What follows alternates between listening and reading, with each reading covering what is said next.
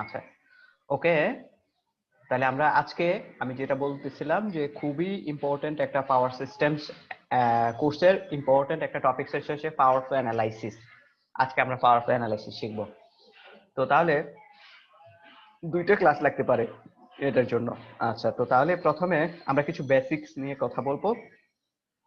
প্রথমে যে যদি আমরা বলি যে voltage at a typical bus I, যে কোনো একটা টিপিক্যাল বাসের যে বাসের নামটা হচ্ছে আই, যে of a system is given the polar coordinates. আচ্ছা, এটা মানে হচ্ছে যে যে কোনো একটা বাসের ভোল্টেজকে রিপ্রেজেন্ট করে পোলার কোঅর্ডিনেটস এরকম ভাবে, এটা তো আমরা জানি তাই না? পোলার কোঅর্ডিনেটসে কি থাকে? একটা ম্যাগনিটিউড থাকে, একটা হচ্ছে অ্যাঙ্গেল থাকে, তাই না? জি স্যার।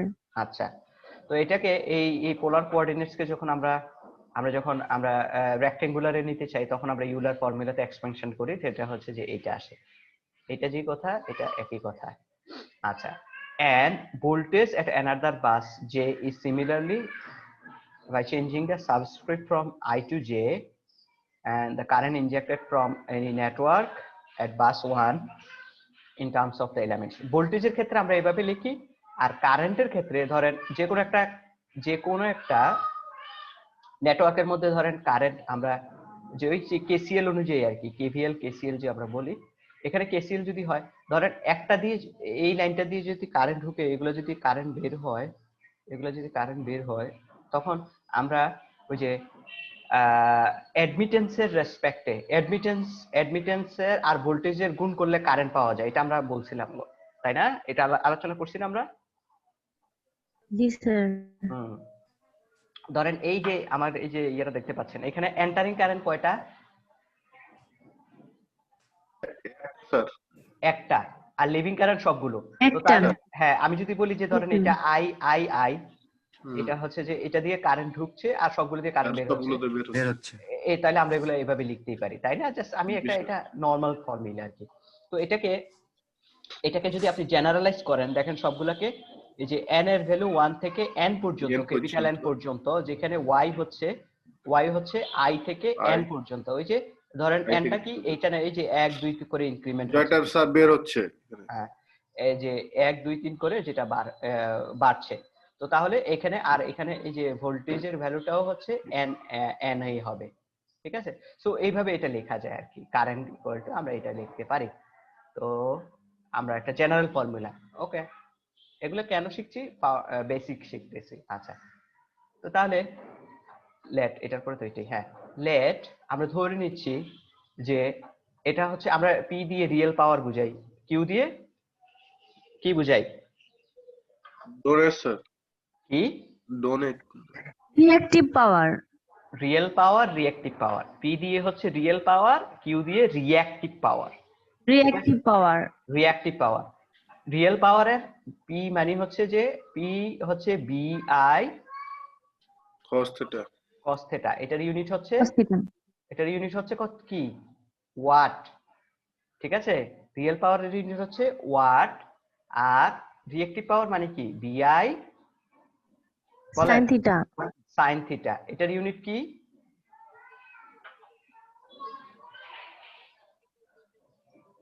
এটার ইউনিট কি?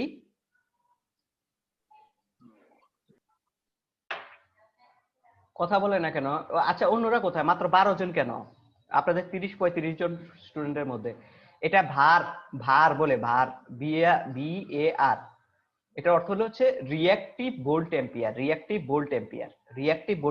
ভারকে কি বলে? Reactive volt ampere. এটা কি? রিঅ্যাক্টিভ পাওয়ারের ইউনিট ভার বলে।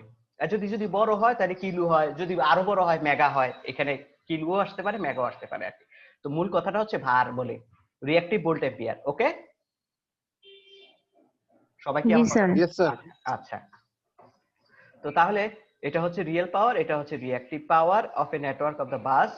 তো এটার আমরা রিয়েল পাওয়ার, রিঅ্যাক্টিভ পাওয়ারকে আমরা কিভাবে রিপ্রেজেন্ট করি আর কি, কমপ্লেক্সে রিয়েল পাওয়ার, রিঅ্যাক্টিভ পাওয়ার। যখন কমপ্লেক্স পাওয়ার বলি তখন এটার ডেফিনেশনটা কি?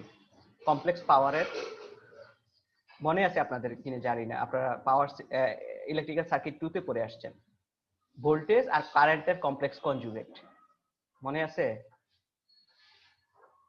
এটাও একটা পাওয়ারের এক্সপ্রেশন। আপনার অ্যাপারেন্ট পাওয়ার কাকে বলে? অ্যাপারেন্ট পাওয়ার, ভোল্ট এম্পিয়ার হচ্ছে অ্যাপারেন্ট পাওয়ার। ঠিক আছে, পাওয়ার কত প্রকার এটা ক্লাসে প্রতিদিনই তো বলি, সবাই ভুলে যান কেন? এটাকে অ্যাপারেন্ট পাওয়ার বলে। ঠিক আছে, এটা অ্যাপারেন্ট পাওয়ার, এটার নাম হচ্ছে, এটার ইউনিট হচ্ছে ভোল্ট এম্পিয়ার, কারণ এটা হচ্ছে এখান থেকে ভোল্ট থেকে আসে, এটা হচ্ছে কারেন্ট থেকে এম্পিয়ার আসে। ঠিক আছে, এটা অ্যাপারেন্ট পাওয়ার। তো অ্যাপারেন্ট পাওয়ার ফ্যাক্টর ট্রায়াঙ্গেলের কথা মনে নাই আপনাদের? পাওয়ার ফ্যাক্টর ট্রায়াঙ্গেলের কথা, এইদিকে রিয়েল পাওয়ার, এইদিকে রিঅ্যাক্টিভ পাওয়ার, আর এইদিকে অ্যাপারেন্ট পাওয়ার। হ্যাঁ, এটা হচ্ছে পাওয়ার ফ্যাক্টর অ্যাঙ্গেল। কি, এটা হচ্ছে রিয়েল পাওয়ারের পার্ট, এটা হচ্ছে রিঅ্যাক্টিভ পাওয়ার, আর এটা হচ্ছে অ্যাপারেন্ট পাওয়ার। তো তাহলে বুঝেই যাচ্ছে রিয়েল পাওয়ার আর রিঅ্যাক্টিভ পাওয়ার মিলিয়ে হচ্ছে অ্যাপারেন্ট পাওয়ার তৈরি করে, কারণ হচ্ছে তার এটা হচ্ছে হাইপোটেনাস, এইটা এই উপাংশ মিলে এইটা তৈরি করে। আচ্ছা, তো তাহলে যেটা বলতেছিলাম যে আমরা জানি হচ্ছে কমপ্লেক্স পাওয়ার ইকুয়ালস টু হচ্ছে, কমপ্লেক্স পাওয়ার হচ্ছে V complex conjugate of I.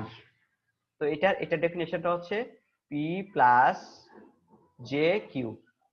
ঠিক আছে, এটা হচ্ছে যে এই যে অ্যাপারেন্ট পাওয়ারের কমপ্লেক্স ফর্ম। অ্যাপারেন্ট পাওয়ারের কমপ্লেক্স ফর্ম হচ্ছে, অ্যাপারেন্ট পাওয়ার মানে কি, যেখানে রিয়েল পাওয়ারও আছে, রিঅ্যাক্টিভ পাওয়ারও আছে। ঠিক আছে, তো রিয়েল পাওয়ার ও রিঅ্যাক্টিভ পাওয়ারের যেটা হচ্ছে অ্যাপারেন্ট পাওয়ার, কমপ্লেক্স পাওয়ারের ডেফিনেশন হচ্ছে বি, আর হচ্ছে complex conjugate of, complex conjugate কাকে বলে? কমপ্লেক্স কনজুগেট কাকে বলে? একটা টু ডাইমেনশনাল সিস্টেমে ধরেন এই যে 3 প্লাস জে 4, এটা মাইনাস যেটা হবে সেটা। তো সেটাই তো, এই যে, তো তাহলে এটা ধরেন এটা 3 পর্যন্ত আসলো, 4 পর্যন্ত পজিটিভে দিয়ে গেল, তাহলে তার মানে 3 পর্যন্ত আসলো, নেগেটিভ 4 পর্যন্ত গেল। এই পয়েন্টটার কমপ্লেক্স কনজুগেট। ঠিক আছে, এই পয়েন্টটার কমপ্লেক্স কনজুগেট। আচ্ছা, সো তাহলে এখন আমরা জানি হচ্ছে এই যে অ্যাপারেন্ট পাওয়ার, কমপ্লেক্স পাওয়ারের P J theta equal to V I complex conjugate. আইটার যে ভ্যালুটা থাকবে সেটা ওই যে সামনের মাইনাস হলে মাইনাস হয়ে যাবে, মাইনাস থাকলে প্লাস হয়ে যাবে, প্লাস হলে মাইনাস হয়ে যাবে, কারেন্টের ক্ষেত্রে আর কি। আচ্ছা, তো এটাকে আরেকভাবে লেখা যায়, এখানে পাওয়ারটা চেঞ্জ করে মাইনাস করে, এইটার মাইনাস করে কমপ্লেক্স কনজুগেট করে, এটা আবার এখানে এরকম ভাবেও লেখা যায়, ভোল্টেজের উপর তখন কমপ্লেক্স কনজুগেট। এই দুইটা ডেফিনেশন সারা জীবন মনে থাকবে কিনা? বুঝতে পারছেন আমার কথাটা? স্যার আবার একটু বলবেন? আচ্ছা, মূল কমপ্লেক্স পাওয়ারের ডেফিনেশনটা হচ্ছে এটা। ঠিক আছে, যে real power plus J operator দিয়ে রিঅ্যাক্টিভ পাওয়ার, এটা হচ্ছে যে voltage complex conjugate of current. Clear? Yes sir. আচ্ছা, ইলেকট্রিক্যাল সার্কিট 2 তে কি পড়ে আসছেন? এগুলাই তো পড়াশোনা। আচ্ছা, তারপরে ধরেন এটাকে যদি আমরা যদি এটারে যদি আমরা নেগেটিভ, এটারে যদি কমপ্লেক্স পাওয়ারটারে যদি কমপ্লেক্স কনজুগেট করি, তখন ডেফিনেশনটা এরকম হয়ে যায় যে ভোল্টেজের complex conjugate product with current. এখানেটা এটা চেঞ্জ হয়ে গেল এখানে আর কি। আমরা দুইটা ফর্মই, আমরা যেখানে যেটা দরকার সেটা ব্যবহার করব, এই আর কি মূল কথা এটা। আচ্ছা, এখানে আমরা কোনটা ব্যবহার করছি? এখানে আমরা নিচেরটা ব্যবহার করছি, তাই না? জি স্যার। নিচেরটা ব্যবহার করছি বিদায় এখানে ভোল্টেজটা হবে কমপ্লেক্স কনজুগেট, আর কারেন্টটা হবে ফ্রি। কারেন্টটার ডেফিনেশনটা কিছুক্ষণ আগে কি পড়ে আসছিলেন? ওই যে কারেন্টের ডেফিনেশনটা এটা, তাই না? Yes, sir. জি স্যার। এই যে কারেন্টের ডেফিনেশনটা এটা, এই যে এখান থেকে। তো এইটা, এই যে এটার সাথে আমি যদি একটা কমপ্লেক্স কনজুগেট ভোল্টেজের দিয়ে দেই, তার মানেই তো হচ্ছে এইটা আমি লিখলাম, তাই না? জি স্যার। রেসপন্স করতে হবে, খুব মনোযোগ দিয়ে দেখতে হবে, আজকে খুবই ইম্পর্টেন্ট পড়া, পাওয়ার সিস্টেমের মূল পড়াশোনা আজকে। আচ্ছা, তাহলে আমরা এখান থেকে আমরা এটা পেলাম, যেটা হচ্ছে যে আমরা এই ডেফিনেশন থেকে আমরা এটা লিখতে পারলাম। এখন এটা পুরোটাই আছে পোলার ফর্মে। আমরা যদি এখন পোলার ফর্মে, হ্যাঁ পোলার ফর্মে এটার একটু আরেকটু সুন্দর পোলার ফর্মে সাজাইতে চাই, তাহলে হচ্ছে যে দেখেন এটা পোলার ফর্মে কি থাকে, ম্যাগনিটিউড থাকে, তারপরে থাকে হচ্ছে অ্যাঙ্গেলগুলো, ম্যাগনিটিউড, আর তারপরে থাকে অ্যাঙ্গেল। তো এখানে সবগুলো ম্যাগনিটিউড যদি আমি একসাথে এই যে গুণাকারে লিখলাম, ম্যাগনিটিউড গুলো একসাথে গুণাকারে হয়, এই যে ম্যাগনিটিউড গুলো, আর অ্যাঙ্গেলগুলো এটার অ্যাঙ্গেল একসাথে যোগ হবে, এটার অ্যাঙ্গেল যোগ হবে, আর এটার অ্যাঙ্গেলটা বিয়োগ হবে, কারণ কমপ্লেক্স কনজুগেট এটার অ্যাঙ্গেলটা বিয়োগ হয়ে এটার সাথে বসছে। তাহলে এইটা যে কথা, এই ফর্মটা একই কথা। এখন এইটাকে আমরা ইউলার ফর্মুলারে সাজাইলে যে আমরা তখন আমরা এইরকম দুইটা কনক্লুশনে আমরা ড্র করতে পারি। একটা হচ্ছে রিয়েল পার্টের জন্য রিয়েল পার্টের জন্য পার্টার্ব ভ্যালুজ নামে একটা কথা আছে, আপনারা পড়ে আসতে পারেন। যে ধরেন একই রকম রিয়েল পার্টের দিকে সাজাইলাম, কমপ্লেক্স পাওয়ার গুলা কমপ্লেক্স পাওয়ার, ইকুয়েশনের লেফট হ্যান্ড সাইডের যতগুলো রিয়েল পার্ট আছে, ইকুয়েশনের রাইট হ্যান্ড সাইডে যতগুলো রিয়েল পার্ট আছে, দুইটাকে আলাদা করা যায়। ইকুয়েশনের লেফট হ্যান্ড সাইডে যতগুলো কমপ্লেক্স, ইকুয়েশনের রাইট হ্যান্ড সাইডে যতগুলো কমপ্লেক্স, সবগুলোকে এক্সট্রাক্ট করলে যেরকম হয় রিয়েল পার্টের জন্য আপনারা এটা এরকম পাবেন। কার কাছ থেকে আসতেছে? এটার কাছ থেকে।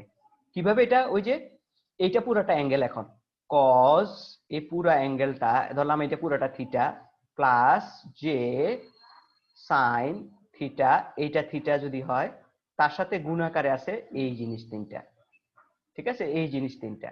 তো এটাকে যদি আপনি এটা গুণ করেন ফাইনালি আপনারা এরকম কনক্লুশনে আসতে পারবেন। বুঝতে পারছেন কিনা আমার কথাটা?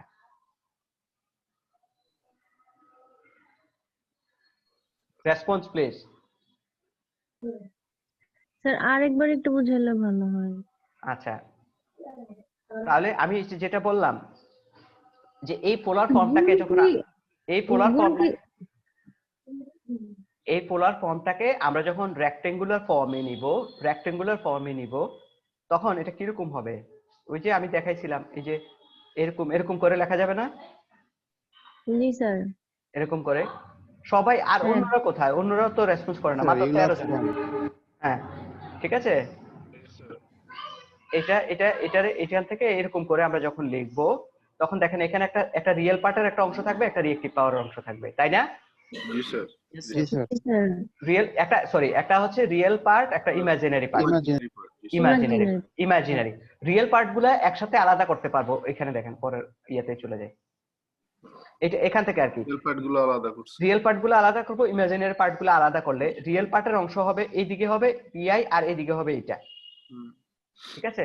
আর এখানে ইমাজিনারি পার্টের এটার সাথে এইখানের জিনিসগুলো আলাদা করলে এইটা আসে। তো তাহলে বোঝা যাচ্ছে। তো তাহলে যেটা আমরা এখান থেকে যে কনক্লুশনটা আমরা ড্র করতে পারি সেটা হচ্ছে যে এটা হচ্ছে রিয়েল পাওয়ারের ইকুয়েশন, এটা হচ্ছে রিঅ্যাক্টিভ পাওয়ারের equation, power to analysis. Minus সাইনটা কি সাথেই থেকে গেছে? মাইনাস সাইনটা সাথেই থেকে গেছে, কারণ সামনে একটা নিশ্চয়ই এখানে পজিটিভ ছিল, নিশ্চয়ই এখানে পজিটিভ ছিল মাঝখানে আর কি, এইটা সামনে পজিটিভ ছিল, কারণ এখানে নেগেটিভটা এখানে যখন চলে আসছে তখন থেকে গেছে। আপনারা বাসায় করলেই দেখতে পাবেন, 1 মিনিট লাগবে এটা করতে, ঠিক আছে? তাহলে এটা পজিটিভ, এটা হচ্ছে রিয়েল পাওয়ার, এটা হচ্ছে রিঅ্যাক্টিভ পাওয়ারের equation, power flow equation, real power reactive পাওয়ারের। ক্লিয়ার? জি স্যার। এই যে 9.6 9.7 হচ্ছে দুইটা, একটা হচ্ছে রিয়েল পাওয়ারের ইকুয়েশন, একটা হচ্ছে রিঅ্যাক্টিভ পাওয়ারের ইকুয়েশন। ওকে, তাহলে পরের স্লাইডে কি বলছে?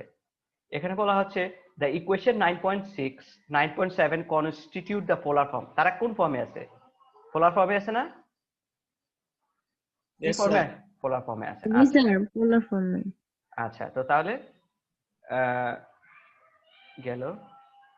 আচ্ছা, constitute the polar form equations and provide the calculated values of the net real power and reactive power entering to the network at typical bus। যে কোনো একটা বাসে আইতে হ্যাঁ কি পরিমাণ এন্টার করে পাওয়ার, সেটা এখান থেকে রিয়েল পাওয়ারের কতটুকু, রিঅ্যাক্টিভ পাওয়ার কতটুকু, সেই ইকুয়েশন গুলো থেকে বের করা যায়, ঠিক আছে? আচ্ছা, আমরা কি লাইন স্কিপ করলাম? না, সেন্টেন্স স্কিপ করিনি। আচ্ছা, এখান থেকে একটা আমি আরো 100% মনোযোগ আকর্ষণ করছি এখান থেকে। আচ্ছা, তো তাহলে এখানে লেট এই যে PG1 denote the schedule power being generated at bus G1। আপনাদের সবার সামনে খাতা আছে না? খাতা কলম? জি স্যার। জি স্যার। আচ্ছা, একটা ছবি আঁকেন এখন। এই যে ছবিটা দেখাচ্ছি, ছবিটা আঁকেন। তো এই ছবিটা আর এই ছবিটা আঁকেন সবাই। 1 মিনিট সময় দিলাম। এই ছবিটাও আঁকবেন, এই ছবিটাও আঁকবেন।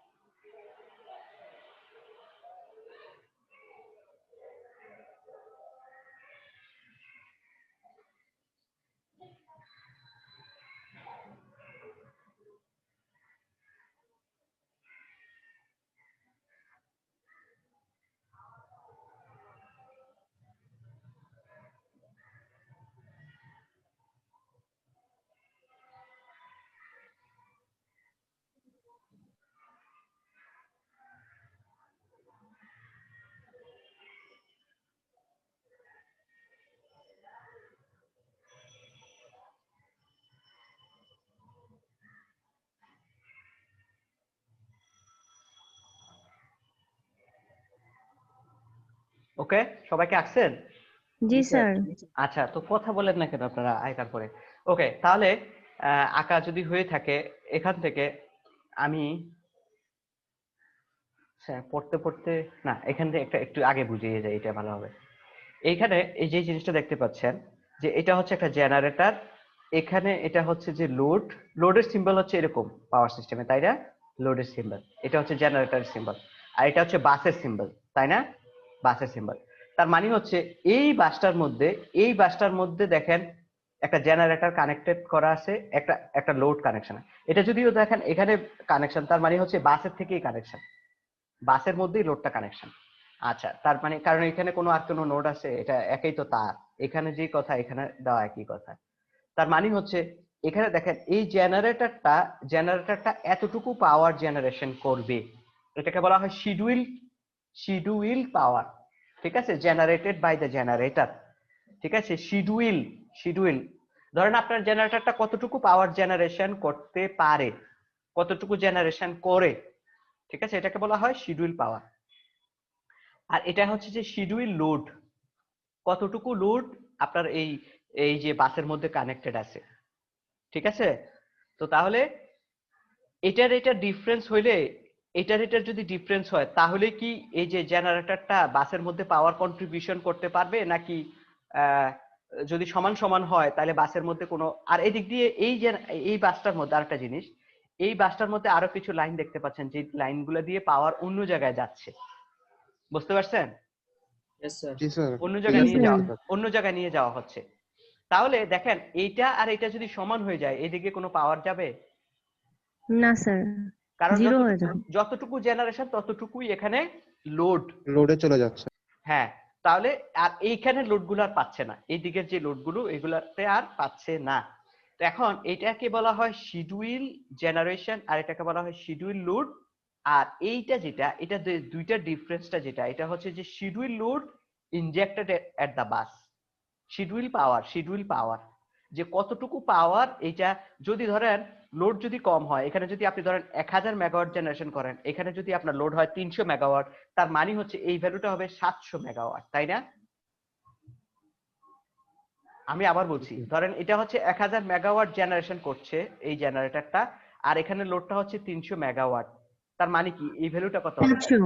700। 700, অর্থাৎ 700 সে বাসের মধ্যে কন্ট্রিবিউশন করতে পারতেছে।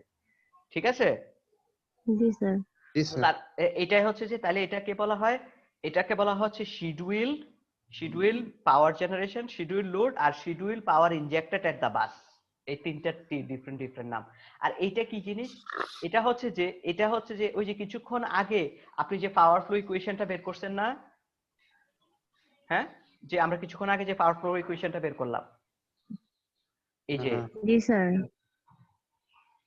কই এই যে এগুলা, এটা হচ্ছে সেই জিনিস পিআই, যে এখানে পাওয়ার ফ্লো ইকুয়েশন রিয়েল পাওয়ারের জন্য, এটা হচ্ছে রিঅ্যাক্টিভ পাওয়ারের জন্য। তো এই যে রিয়েল পাওয়ারের ইকুয়েশনটা, আচ্ছা আগে আমি এখানে এটাকে মুছে ফেলে, এই যে এটা হচ্ছে যে এই যে রিয়েল পাওয়ার, আর এটা হচ্ছে রিঅ্যাক্টিভ পাওয়ার। তো হ্যাঁ, আমি ক্যালকুলেশন করে, আমি ম্যাথের মধ্যে ক্যালকুলেশন করে আমি যে এটা ইকুয়েশনটা আঁকলাম, ইকুয়েশনটা লিখলাম, এই ইকুয়েশনটা আমি খাতায় কলমে করলে আমি কতটুকু পাওয়ার এখানে পাওয়া যায় সেটা বের করতে পারবো। ধরেন এটা যদি কয় নাম্বার বাসের মধ্যে, যে এই নাম্বার বাসের মধ্যে এই যে এই বাসটা যদি 3 নাম্বার বাস হয় পাওয়ার সিস্টেমের, অর্থাৎ হলে এটা P3 হয়ে যাবে। P3 বাসের মধ্যে কতটুকু রিয়েল পাওয়ার আপনি ক্যালকুলেশন করতে পারছেন হাতে কলমে করে, সেটা ভ্যালুটা হবে এইটা। আর বাস্তবে আপনার কতটুকু হওয়ার কথা এটা। আমার কথাটা কি ক্লিয়ার কিনা ভালো করে বোঝেন। মেশিনে জেনারেশন করে এতটুকু, ওকে, মেশিনে জেনারেশন করে এতটুকু, লোডে যায় এতটুকু, তাহলে আর কতটুকু বাসের মধ্যে কন্ট্রিবিউশন করবে? এই এতটুকু, তাই না? জি স্যার। এখন খাতায় কলমে আপনি করলে, খাতায় কলমে কাগজে আপনি করে দেখলেন এইটা, এই হিসাবটা, তো এইটা আর এইটা সমান হওয়ার কথা না? জি স্যার। জি স্যার। বুঝতে পারছেন? জি। জি স্যার। এই ভ্যালুটা অলওয়েজ সমান হওয়ার কথা। যদি সমান না হয় তার মানে হচ্ছে কি কোথায় ভুল আছে? প্লিজ স্যার বাসের লাইনে ভুল আছে। আপনার ক্যালকুলেশনে ভুল আছে, আপনার করাতে ভুল আছে, ঠিক আছে? এই জায়গাটার মধ্যে ভুল থাকতে পারে। এটা তো আর ভুল হবে না, কারণ হচ্ছে কি এটা আপনার ফাদার আপনাকে ধরেন 10 টাকা দিছে, আপনি 3 টাকা দিয়ে দিচ্ছেন, এটা 60 টাকাই, এটা জানেন। জি স্যার। বাট আপনি হিসাব করতে যে আপনি 6 টাকা করলেন, 6 টাকা হিসাব করলেন, তাহলে আপনার ভুল। এটার মধ্যে ভুল থাকে, কিন্তু এটাতে ভুল থাকে না। যদি দুইটার মধ্যে সমান হয়, ভ্যালু যদি সমান হয়, তখন সেটা হচ্ছে যে তখন বুঝবেন যে আপনার পাওয়ার ফ্লো অ্যানালাইসিসটা ঠিক হয়েছে। জি স্যার। বুঝতে পারছেন? এইটা আর এটা যখন সমান হবে তখন আপনার পাওয়ার ফ্লো অ্যানালাইসিসটা ঠিক হয়েছে। পাওয়ার ফ্লো অ্যানালাইসিস কি জিনিস তখন এখন যদি আমি বলি, পাওয়ার ফ্লো অ্যানালাইসিস হচ্ছে ধরেন একটা পুরো পাওয়ার সিস্টেমের প্রত্যেকটা বাসের ভোল্টেজের ভ্যালু জানা, ভোল্টেজের অ্যাঙ্গেল জানা, রিয়েল পাওয়ার জানা, রিয়েক্টিভ পাওয়ার জানা, যে কোনো মুহূর্তে। ধরেন এই মুহূর্তে আমি হিসাব করতে চাই যে বাংলাদেশের ধরেন পুরো বাংলাদেশে ধরেন যদি আমি পাওয়ার সিস্টেমটাকে আমি ডিজাইন করি সুন্দরভাবে, যে যদি দেখি যে 100টা বাস আছে, প্রত্যেকটা বাসের রিয়েল পাওয়ার কত, রিয়েক্টিভ পাওয়ার কত, প্রত্যেকটা বাসের ভোল্টেজ কত, তার অ্যাঙ্গেল কত, যদি আমি এগুলো জানি, তার মানে হচ্ছে আপনি পাওয়ার ফ্লোটা অ্যানালাইসিস করতে পারছেন। কথাটা কি ক্লিয়ার? Yes sir. কেন এটা জানতে হবে? এগুলা কেন জানতে হবে? আমরা ইলেকট্রিক্যাল ইঞ্জিনিয়াররা জানতে হবে কেন? কারণ এগুলা আমাদের প্রত্যেকটা পদে পদে আমাদের আপনাদের কন্ট্রোল ডিজাইন করতে হয়। কন্ট্রোল ডিজাইন করতে হলে আমাদের তো রিয়েল ভ্যালুগুলো জানতে হবে। রিয়েল ভ্যালুগুলো যদি না জানেন আপনি কন্ট্রোল ডিজাইন করবেন কি করে, তাই না? তাহলে ক্যালকুলেশন জানতে হবে, তারপরে কন্ট্রোল ডিজাইন করতে হবে। কারণ কন্ট্রোল কেন করতে হবে? জানেন যে আপনারা যে কোনো ভাবে ভোল্টেজ ফল হয়ে ফেলতে পারে, যে কোনো ভাবে রিঅ্যাক্টিভ পাওয়ার বেড়ে যেতে পারে, এজন্য ভোল্টেজ ফল করতে পারে, অথবা ভোল্টেজ কমে যেতে পারে, অথবা কি না কয় ফ্রিকোয়েন্সি ফল করে ফেলতে পারে। ফ্রিকোয়েন্সি ভোল্টেজ কন্ট্রোল করা খুব ইম্পর্টেন্ট পাওয়ার সিস্টেমের মধ্যে। দুইটা জিনিস কন্ট্রোল করতে করতে ইলেকট্রিক্যাল পাওয়ার ইঞ্জিনিয়াররা জীবন শেষ। সারাক্ষণই আপনার ফিক্স রাখতে হবে, যেখানে যে ভোল্টেজ থাকার কথা ঠিক এই ভোল্টেজ থাকতে হবে। ধরেন আপনার বাসা বাড়িতে 220 থাকতে হবে, আপনার বাসাবাড়ি থেকে সামনে যে ট্রান্সফরমারটা তার ইনপুটে আছে 11,000 কেবি, 11,000 যেন 11,000ই যেন থাকে, 11,000 ভোল্ট, 11,000 ভোল্টই যেন থাকে। হ্যাঁ, যদি আপনার বাসাবাড়ির সামনে 11,000-এর জায়গায় 220 হয়ে যায়, আপনার বাসা থেকে 220 আসবে না স্যার। তো? তাহলে যেখানে যে ভোল্টেজটা থাকতে হবে সেটাই থাকতে হবে। আবার যেখানে ফ্রিকোয়েন্সি সারা বাংলাদেশে একই রকম, সব জায়গায় যেন 50 হার্টজ থাকে। সেই তাহলে এগুলা যে থাকতেছে, কেন থাকতেছে আপনাদের কি মনে হয় না কেন জানা উচিত? যে যেখানে যে ভোল্টেজটা থাকার কথা সেই ভোল্টেজটাই থাকতেছে কেন, নাকি নিজে নিজেই থাকতেছে? একটা কন্ট্রোল মেকানিজম আছে। বিশাল কন্ট্রোল, একটা কন্ট্রোল না, এই বিশাল কন্ট্রোল মেকানিজম। হ্যাঁ, এই কন্ট্রোল আমাদের দেশের মানুষরা এই কন্ট্রোল পারে না, এগুলা ওই যে বিদেশ থেকে কিনে নিয়ে আসে এই কন্ট্রোল, ঠিক আছে? তো এই কন্ট্রোল, হ্যাঁ, এই কন্ট্রোলের মাধ্যমে এইগুলাকে কন্ট্রোল করা হয়, ঠিক আছে? তো তাহলে আমাদের এই কন্ট্রোলটা যখন আমরা ডিজাইন করতে যাব তখন আমাদের জানতে হবে প্রত্যেকটা বাসের ভোল্টেজের অ্যাঙ্গেল, রিয়েল পাওয়ার, রিঅ্যাক্টিভ পাওয়ার। তো এই যে এগুলা জানা কিভাবে জানা হয়, এই পাওয়ার ফ্লো অ্যানালাইসিসের মাধ্যমে, এটাই আমরা পড়ছি। তো তাহলে আমি যেটা বুঝাইলাম এটা হচ্ছে রিয়েল পাওয়ারের জন্য দেখাইলাম, ঠিক সেম জিনিস রিঅ্যাক্টিভ পাওয়ারের জন্য প্রযোজ্য।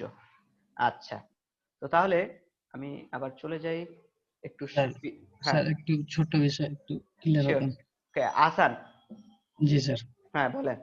স্যার এই বাস থেকে যে দাগগুলো গেল সেগুলো তো লোড বলেন, আর পিডিআই সেটা তো শিডিউল টু লোড।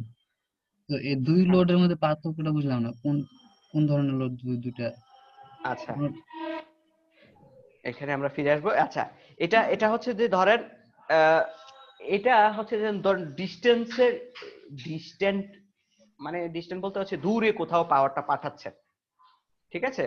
দূরে কোথাও পাওয়ারটা আপনি পাঠাবেন, ঠিক আছে? দূরে কোথাও পাওয়ারটা পাঠাইতে হইলে, যে ধরেন আমি এটা একটা ফিডার লাইন দিয়ে এখানে কোথাও আমরা পাঠালাম, সেই জায়গায় কতটুকু পাওয়ার যাচ্ছে সেটা বোঝানোর জন্য আর কি।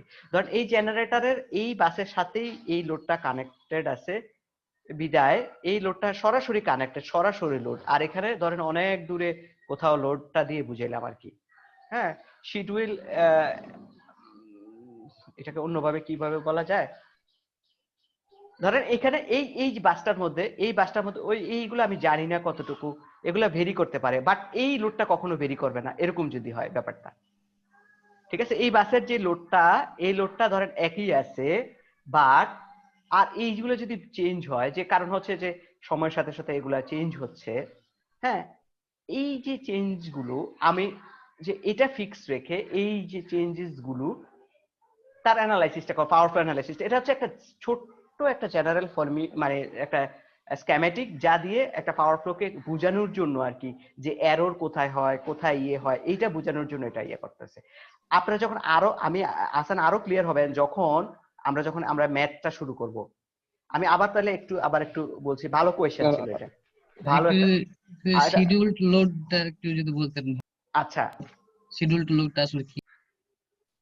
শিডিউল লোড বলে আমি আবারও বলছি, শিডিউল লোডটা বলতে আমি যদি ধরেন একটা ফিক্সড একটা লোড, যে এই সময়ে শিডিউল লোড মানে হচ্ছে যে এই একটা ফিক্সড লোড, যে এইটা এতটা সময় এই লোডটা ফিক্সড থাকবে। কথাটা কি ক্লিয়ার কিনা আমার? ধরেন আমি এখানে যেমন শিডিউল জেনারেশনটা, এই জেনারেটরটা 11টার সময় 500 মেগাওয়াট জেনারেশন করবে, 11টার সময় ঠিক এটা 100 মেগাওয়াট একটা লোড এখানে কানেকশন থাকবে। তাহলে এটাও শিডিউল লোড, এটাও শিডিউল জেনারেশন, ঠিক আছে। বাট এইখানে আমি অন্য লোডগুলার বিহেভিয়ার জানি না, অন্য যে লোডগুলো এটা ফিডার লাইন দিয়ে অন্য জায়গায় যাচ্ছে, এই লোডগুলোর আমি বিহেভিয়ার জানি না, সেটা নিয়ে আমি শিডিউল বলতে পারছি না, ঠিক আছে। তো এই যে দুইটা ডিফারেন্সটাই হচ্ছে কতটুকু পাওয়ার এই বাসের মধ্যে ইনজেক্ট হচ্ছে। এখানে কতটুকু ইনজেক্ট হচ্ছে 11টার সময়? আসান, পিজিআই থেকে পিজিআই মাইনাস পিডিআই হবে, পিজিআই মাইনাস পিডিআই। হ্যাঁ, কতটুকু ইনজেক্ট হচ্ছে তাহলে? 400 400 মেগাওয়াট এই বাসের মধ্যে ইনজেক্ট হচ্ছে। তো আমরা যে পাওয়ারফুল অ্যানালাইসিসটা পাইছিলাম, তো আমরা ক্যালকুলেশন করে এটার কত পাওয়া উচিত ছিল? 400 পাওয়ার কথা ছিল। যদি আপনি 400 না পান, তার মানে হচ্ছে আপনার ক্যালকুলেশনে ভুল আছে, ঠিক আছে। এতটুকু এখন আপাতত বোঝেন। ঠিক রিঅ্যাক্টিভ পাওয়ারের জন্য এটা প্রযোজ্য। কথাটা কি ক্লিয়ার? রিঅ্যাক্টিভ পাওয়ার এরোগুলোতে ক্রস দেয়া কেন স্যার? ও আচ্ছা, রিয়েল পাওয়ারকে এইভাবে ফ্লোটা এইভাবে বোঝায়। আর যখন এরকম একটা যখন দাগ দেয়, আমরা কনভেনশন, এটা রিঅ্যাক্টিভ পাওয়ার বোঝায়, রিঅ্যাক্টিভ পাওয়ার ফ্লো। রিয়েল পাওয়ার ফ্লোটাকে এভাবে বোঝায় অ্যারো দিয়ে, আর অ্যারোর সাথে যদি একটু দাগ টাইনা দেয় তখন এটাকে রিঅ্যাক্টিভ পাওয়ার বোঝায়। কথাটা ক্লিয়ার? জি স্যার, বুঝতে পারছি। আচ্ছা, তো তাহলে এখন আমরা আবার এখানে চলে গেলাম। এখানে ওই যে শিডিউল ভ্যালুজ, এই যে আমি যা বলেছি সব বলা শেষ, কিন্তু এখানে আপনাদের কোয়েশ্চেনও সুন্দর ছিল, তো উত্তর হয়ে গেছে। এই যে schedule values, schedule power injected যতটুকু হওয়ার কথা ছিল, ক্যালকুলেশনটা একই হওয়ার কথা ছিল, তাই না? তখন এটা যদি এটার একটা ডিফারেন্স থাকে, তার মানে হচ্ছে পাওয়ারফুল অ্যানালাইসিসে এরর আছে। আচ্ছা, এই জিনিসটাকে আমরা এটা দ্বারা রিপ্লেস করতে পারি না? ওই যে শিডিউল জেনারেশন, শিডিউল লোড। হ্যাঁ, এটা মানেই তো হচ্ছে schedule power injected at the বাস, তাই না? এটা ডিফারেন্সটা। তো আমরা এটা লিখতে পারি এভাবে। তো ওই এখানে ক্যালকুলেশন এটা নতুন করে লিখছে, আই যে কথা এখানে আবার আই লিখলে এটাই বুঝতেন। হ্যাঁ, ক্যালকুলেশন করে আরো বুঝিয়ে দিছি আর কি, আরো যে শুধু পিআই। আচ্ছা, তো ঠিক সিমিলার ওয়েতে রিঅ্যাক্টিভ পাওয়ারের জন্য আমরা এটা লিখতে পারি, তাই না? জি স্যার। আচ্ছা, এখানে এগুলো বেসিক জিনিস, এখানে কিছুই না, তেমন কিছু না, টেনশনে কিছু নাই। তো তারপর আমরা এই যে ক্যালকুলেশন এবং শিডিউলের মধ্যে যদি কোনো ডিফারেন্স না থাকে, তাহলে তার মানে কি শূন্য হবে না ভ্যালুটা? এই জিনিসটা আপনার ক্যালকুলেশন ঠিক আছে, যদি ক্যালকুলেশন আপনার পাওয়ার ফ্লোটা কমপ্লিট হয়েছে, তখন মানে কি এই ভ্যালুটা জিরো হয়ে যাবে না? জি স্যার। এই ভ্যালুগুলো জিরো হয়ে গেছে, তার মানে হচ্ছে এটা। আচ্ছা, তো পরের ইয়েতে স্লাইডে কি জিনিস? ওকে, এখানে কিছু ডেফিনেশন পড়বো। আচ্ছা, আমার মনে হয় পাওয়ার ফ্লো কি জিনিস এখন বুঝে গেছেন। হ্যাঁ, তারপরে আমরা এখন কিছু ডেফিনেশন বাস চিনবো। বাস থেকে স্যার? হ্যাঁ, আমরা কিছু এখন বাস চিনবো। বাসের ডেফিনেশন, বাসকে ওই যে পাওয়ার সিস্টেমের বাসগুলাকে তিনটা ভাগে ভাগ করা যায়। একটা হচ্ছে স্ল্যাক বাস, একটাকে বলে লোড বাস, একটা হচ্ছে রেগুলেটেড বাস। খুব মনোযোগ দিয়ে শুনবেন, আমি পরেই আপনাদের পরীক্ষা হবে এখনই, যে কি কোন বাস জিজ্ঞেস করব আমি। স্ল্যাক বাস একটাকে বলে, লোড বাস একটা বলে, রেগুলেটেড বাস একটা বলে। আচ্ছা, স্ল্যাক বাস কি জিনিস? স্ল্যাক বাস নোন এজ সুইং বাস। স্ল্যাক বাসকে সুইং বাসও বলে। স্ল্যাক বাসের আরেকটা নাম হচ্ছে সুইং বাস অথবা রেফারেন্স বাসও বলে অনেকে, তিনটা নামে জানে, slack bus, swing bus, reference bus. ঠিক আছে? জি স্যার। আচ্ছা, এই বাসের বৈশিষ্ট্যটা কি? এই বাসের বৈশিষ্ট্যটা হচ্ছে magnitude and phase angles of this bus, magnitude and phase angle of the buses, magnitude and angle of the voltage, আমি যেটা বলতেছিলাম, magnitude and angle of the voltage are specified। এই বাসের ভোল্টেজের ম্যাগনিটিউড, এই বাসের ভোল্টেজের অ্যাঙ্গেলটা জানা থাকবে, স্পেসিফাইড করা থাকবে। ঠিক আছে? এটা কি জিনিস একটু পরে বুঝবেন। আচ্ছা, দিস মেক্স বাস ডিফারেন্স, এই বাসটা একটা দারুণ কাজ করে। ও, এই বাসের স্ল্যাক বাসের মধ্যে একটা জেনারেটর থাকতে হবে, এই বাসের মধ্যে একটা জেনারেটর কানেকশন অবশ্যই থাকতে হবে, স্ল্যাক বাসের মধ্যে জেনারেটর কানেকশন অবশ্যই থাকতে হবে। কেন এই জেনারেটরটা থাকে? কারণ হচ্ছে এই বাসটা ধরেন আপনার কতটুকু জেনারেশন হলো, কতটুকু জেনারেশন এবং কতটুকু লোড আছে এবং লসেস হিসাব করে, ধরেন বাংলাদেশের পাওয়ার সিস্টেমে আমি যদি বলি, ধরেন একটা পাওয়ার সিস্টেম যদি, বেটার আমি একটা অন্য ফিগার থেকে আসি, ধরেন এখানে না, এখানে এটা দিয়ে সুন্দর বোঝা যায় না, এটা দিয়ে যদি বুঝাই, হ্যাঁ, এটা একটা পাওয়ার সিস্টেম দেখতে পাচ্ছেন, তাই না? Single line diagram. তো এখানে এই পাওয়ার সিস্টেমের মধ্যে কয়টা জেনারেটর আছে? দুইটা। ধরেন আর লোড আছে কোথায়? লোড আছে কয় নাম্বার বাসের মধ্যে? দুই নাম্বার বাসের মধ্যে লোড আছে, তাই না? 2 নাম্বার বাসের মধ্যে লোড, একটা হচ্ছে রিয়েল পাওয়ার, একটা হচ্ছে রিঅ্যাক্টিভ পাওয়ার লোড। আচ্ছা, তো ধরেন এই বাসের মধ্যে যে জেনারেটরটা আছে সেটা হিসাব করে যতটুকু এখানে লোডটা কভার করবে, যদি যেটা বাকি থাকে এই বাস থেকে আসবে পুরাটা। এই বাসে যদি এটা স্ল্যাক বাস হয়, ধরেন এরকম হইতে পারতো এখানে আরো কয়েকটা বাস আছে, সব বাসে হিসাব করে, সব বাস মূলত হিসাব করে সবগুলো লোড, ধরেন স্ল্যাক বাস বাদে বাকি সব বাসের জেনারেশন, সব বাসের লোড এবং তার সাথে কি ধরেন লসেস, লোড প্লাস লসেস মিলে এতটুকু জেনারেশন করতে হবে, তাই না? কথাটা কি ক্লিয়ার কিনা আমার? ক্লিয়ার হয়নি স্যার। আচ্ছা, ধরেন আমি বললাম যে আমাদের দেশের, বাংলাদেশের না, ঢাকার কথা শুধু বলি, ঢাকাতে ধরেন 5টা বাস আছে, পাওয়ার সিস্টেমটা 5টা বাসের, 3টা বাসের মধ্যে জেনারেটর আছে, যে যদি বলি যে ঢাকার লোড হচ্ছে 5000 মেগাওয়াট, 3টা বাসের যে জেনারেটর, সেই জেনারেটরটা 5000 মেগাওয়াটই জেনারেশন করছে, বাট কিছু লসও আছে, 1500 ধরেন লস আছে, 1500 মেগাওয়াট। তাহলে আমাদের জেনারেশন করতে হবে কতটুকু টোটাল? 1500 জেনারেশন করতে হবে। 5000 তো জেনারেশন করতেই হবে, আবার 1500 করতে হবে, তাহলে 6500 জেনারেশন করতে হবে। তো এখন ওই যে এখানে যে লসটা হয়ে গেল, এই যে লসটা, সেই লসটা কে কভার করবে? সিঙ্ক বাস স্যার, যা লস হয়েছে সেটা তৈরি করবে স্যার। ওই যে স্ল্যাক বাস বাকিটা, অন্যান্য জেনারেটর তো আর নতুন করে ধরেন করতে পারবে না, এরকম তাদের বলা নাই। তো ওই যে স্ল্যাক বাস কি করবে? স্ল্যাক বাস হচ্ছে এই যে বাকি লসটা সহ হিসাব করে জেনারেশন করবে। ঠিক আছে? তো স্ল্যাক বাসটা কি কাজ করে? আমরা জানি পাওয়ার সিস্টেমে, এসি পাওয়ার সিস্টেমে কোনো স্টোর করা যায় না, করা যায় এখন আধুনিকে, এটা হচ্ছে অনেকগুলো ডিভাইস বের হইছে, বাট আমরা সোফার পড়াশোনা যে যতটুকু জেনারেশন ততটুকুই কি করতে হবে? লোডে থাকতে হবে, তাই না? ততটুকুই লোড, ততটুকুই জেনারেশন। তো তাহলে আমাদের লস সহ হিসাব করে আমাদের লোড প্লাস লস মিলে জেনারেশন করতে হবে। তো যখনই মিসম্যাচ থাকে, সেই মিসম্যাচটা যেই জেনারেটর, স্ল্যাক বাসের মধ্যে যে জেনারেটরটা থাকে, স্ল্যাক বাস সেটা ঠিক করে। আমার মূল কথা হচ্ছে যে স্ল্যাক বাসের মধ্যে যে জেনারেটর আছে, সেই জেনারেটর সবগুলা হিসাব করে বাকি যদি কম বেশি করতে হয় স্ল্যাক বাস করবে। কথাটা কি ক্লিয়ার? জি স্যার হচ্ছে। জি স্যার। আচ্ছা, ওকে। তাহলে আমি এতক্ষণ বোঝানোর জন্য যেটা আবার ফিরে আসি। আচ্ছা, স্ল্যাক বাস। তাহলে স্ল্যাক বাসের ডেফিনেশন ওই যে যা যা পড়লাম, স্ল্যাক বাসকে সুইং বাস বলে, স্ল্যাক বাসকে রেফারেন্স বাসও বলে। তো স্ল্যাক বাসের ভোল্টেজের ম্যাগনিটিউড, ভোল্টেজের অ্যাঙ্গেল জানা থাকবে।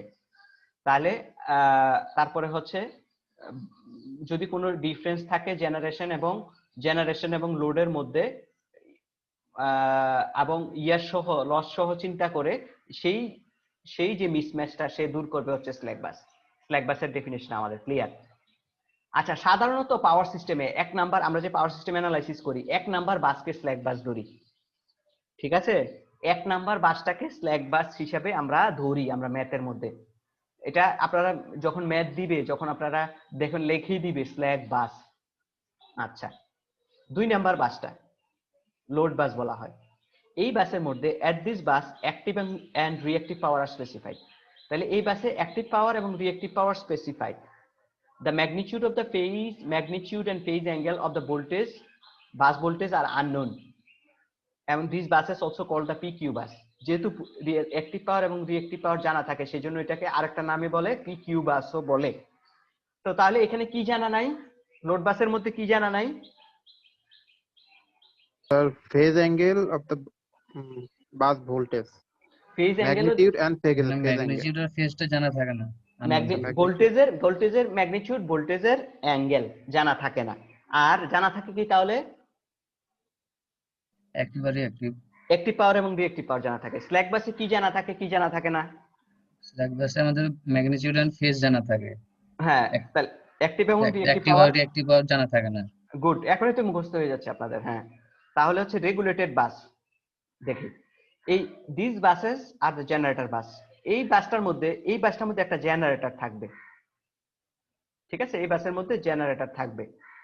তো তাহলে they also known as voltage control bus. এটাকে ভোল্টেজ কন্ট্রোল বাস হিসেবেও জানা হয়, যে ভোল্টেজ কন্ট্রোল হিসেব করা হয়, এই জন্য এটাকে ভোল্টেজ কন্ট্রোল বাসও বলে।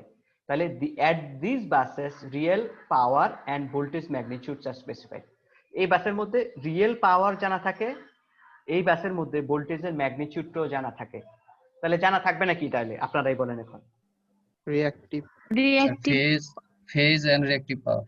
হ্যাঁ, ভোল্টেজের ফেজ জানা থাকবে না এবং রিঅ্যাক্টিভ পাওয়ার জানা থাকবে না। এই তো, ফাইন হয়ে গেছে। এটার আরেকটা নাম হচ্ছে, যেহেতু ওই যে কোনটা জানা আছে সেই অনুযায়ী নাম বলা হয়, তাহলে এটা না একটা পিবি বাসও বলে এটাকে। এই যে পাওয়ার জানা থাকে, রিয়েল পাওয়ার জানা থাকে, ভোল্টেজের ম্যাগনিটিউড জানা থাকে, এই জন্য এটাকে পিবি বাসও বলে। যেমন এটাকে ভোল্টেজ রিয়েল পাওয়ার জানা থাকতো, রিঅ্যাক্টিভ পাওয়ার জানা থাকে, এই জন্য পিকিউ। তাহলে এটাকে নিশ্চয়ই পিবিউ বাসও বলে। পিকিউ বাস, পিবি বাস, স্ল্যাক বাস। স্ল্যাক বাসকে তাহলে স্যার সুইং বাস কেন বলে? সুইং এই কারণে যে এটা ঠিক করে, এই জন্য এটাকে সুইং বলে। ঠিক আছে, সুইং ইকুয়েশন নামে একটা পাওয়ার সিস্টেম 2 যখন পড়বেন তখন আপনারা পড়তে পারবেন যে সুইং এটা কারেকশন করে, এই কারণে এটাকে সুইং নাম দেওয়া হয়েছে। ঠিক আছে, ওকে। তাহলে স্ল্যাক বাসে যে ভোল্টেজ ম্যাগনিটিউড আর ফেজ দেওয়া থাকে, তাহলে ওই যেটুকু ল্যাকিংস আছে আর কি, ভোল্টেজ যেটুকু উৎপন্ন করতে হবে বাকি, তাহলে ওই বাকিটুকু ভোল্টেজের ম্যাগনিটিউডটা দেওয়া থাকে যে এইটুকু ম্যাগনিটিউড, এইটুকু ভোল্টেজ এই ফেজ অ্যাঙ্গেলে উৎপাদন করতে হবে আমাদের এক্সট্রা। হ্যাঁ, অবশ্যই এই জায়গায় এইটার মধ্যেই আপনাদের জেনারেশন করতে হবে। এই যে রেফারেন্স ভ্যালুতে অবশ্যই জেনারেশন করতে হবে। জি স্যার। হ্যাঁ, এটা ফিক্স একবারে। যেভাবে জেনারেশন করেন যেন এই ভোল্টেজই থাকে, যেভাবে জেনারেশন করেন এই অ্যাঙ্গেলই যেন থাকে। আর এটা সাধারণত রেটেড ভ্যালুতে থাকে, রেটেড ভ্যালু। পার ইউনিটের রেটেড ভ্যালু মানে কত বলেন তো কেউ? পার ইউনিটের রেটেড ভ্যালু কত? পার ইউনিটের রেটেড ভ্যালু, আমার কোয়েশ্চেনটা হচ্ছে কত হয় ভ্যালুটা? আসান,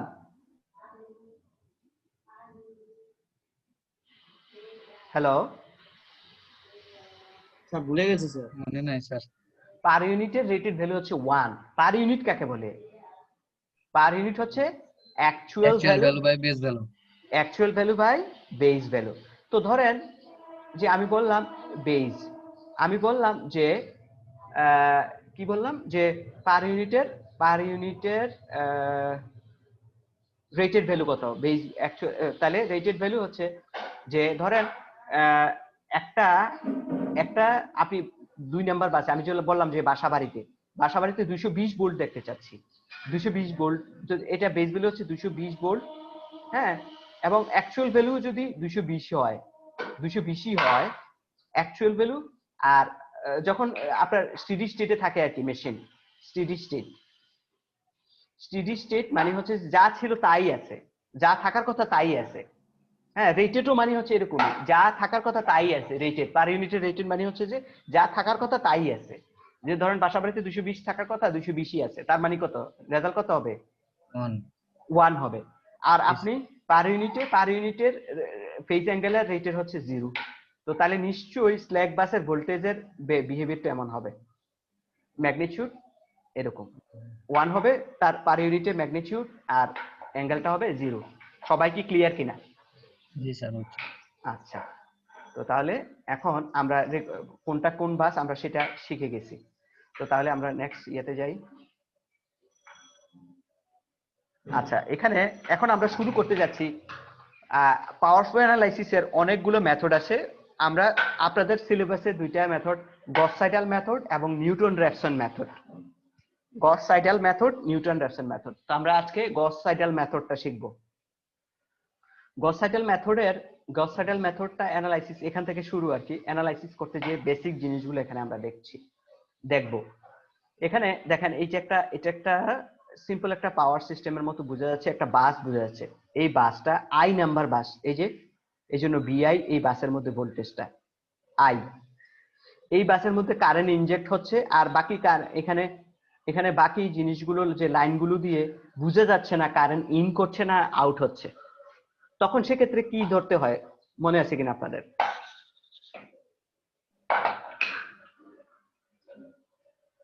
কেউ কি বলতে পারেন?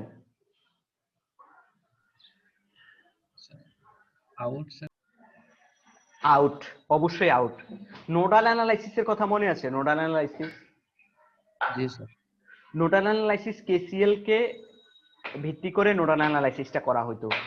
যদি নোডাল অ্যানালাইসিসের মূল যেই ইয়েটা ছিল, থিওরেমটা ছিল, যেটা হচ্ছে যদি আপনার সার্কিটের মধ্যে মেনশন করা থাকে যে স্পেসিফাইড করা থাকে কারেন্টের ডিরেকশন, সেটা তো ভালো। যদি না ডিরেকশন স্পেসিফাইড করা থাকে তাহলে ধরে নিতে হয় সবগুলো কারেন্ট হচ্ছে আউটগোয়িং, সবগুলো কারেন্ট হচ্ছে লিভিং, তাই না? মনে পড়ে আপনাদের? ধরে নিতে নোডাল অ্যানালাইসিসটা এমন ছিল যে যদি স্পেসিফাইড করা থাকে তাহলে তো ভালো কারেন্টটা, আর যদি যেখানে স্পেসিফাইড করা না থাকে তাহলে আপনাকে ধরে নিতে হবে এই কারেন্টগুলো হচ্ছে লিভিং। তো এখানে আমরা যদি ধরেন এইখানে যদি আমরা কেসিএল অ্যাপ্লাই করি তাহলে কয়টা কারেন্ট ইন করছে, কয়টা কারেন্ট লিভ করছে?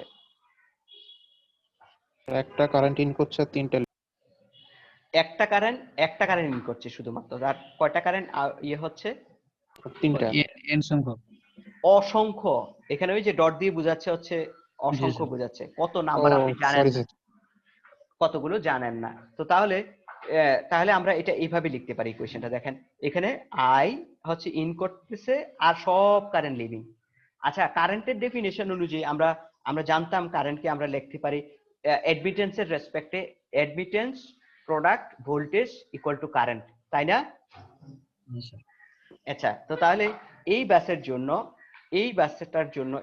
জন্য যেহেতু এখানে 0, এখানে বোঝা যাচ্ছে রেফারেন্সে গ্রাউন্ডে চলে যাচ্ছে, গ্রাউন্ডের ভোল্টেজ আমরা 0 ধরি, তাহলে এখানে 0 বিদায় আমরা এটাকে এইভাবে লিখতে পারি। তা অন্যগুলোকে আমি এইভাবে লিখলাম কেন? এখন কথা হচ্ছে এটা, যেমন এটা আচ্ছা, আমাদের এখানে দুইটা ভোল্টেজ ডিফারেন্স নিতে হবে, আর গ্রাউন্ডের ক্ষেত্রে তো 0ই, এইজন্য এখন -0 লিখে তো লাভ নেই। ডিফারেন্স কেন নিতে হবে? স্যার অবশ্যই ডিফারেন্স নিতে হবে, ভোল্টেজ মানে তো দুইটা পটেনশিয়াল ডিফারেন্স না, দুইটা পয়েন্টের। হ্যাঁ হ্যাঁ। তো এখন আপনি কেন, আমার কোশ্চেন এখন আপনাকে, যে কেন আপনি V1 VI লিখলেন না? কারণ এখানে স্যার মাঝখানে যে লাইনগুলো থাকে এগুলোতে তো অনেক ভোল্টেজ ড্রপ হতে পারে, লস হতে পারে। হয় নাই? অন্য কেউ? এখানে V1 আমি হচ্ছে আমি আমি কোয়েশ্চেনটা বললাম যে V1 মাইনাস VI লিখলাম না কেন এখানে? V1 হচ্ছে এখানে লোডে যাচ্ছে বা VI হচ্ছে ইনপুট ইনজেক্টেড। হয় নাই, অন্য কেউ ব্রেইনস্টর্মিং প্লিজ, এটা খুবই বেসিক জিনিস।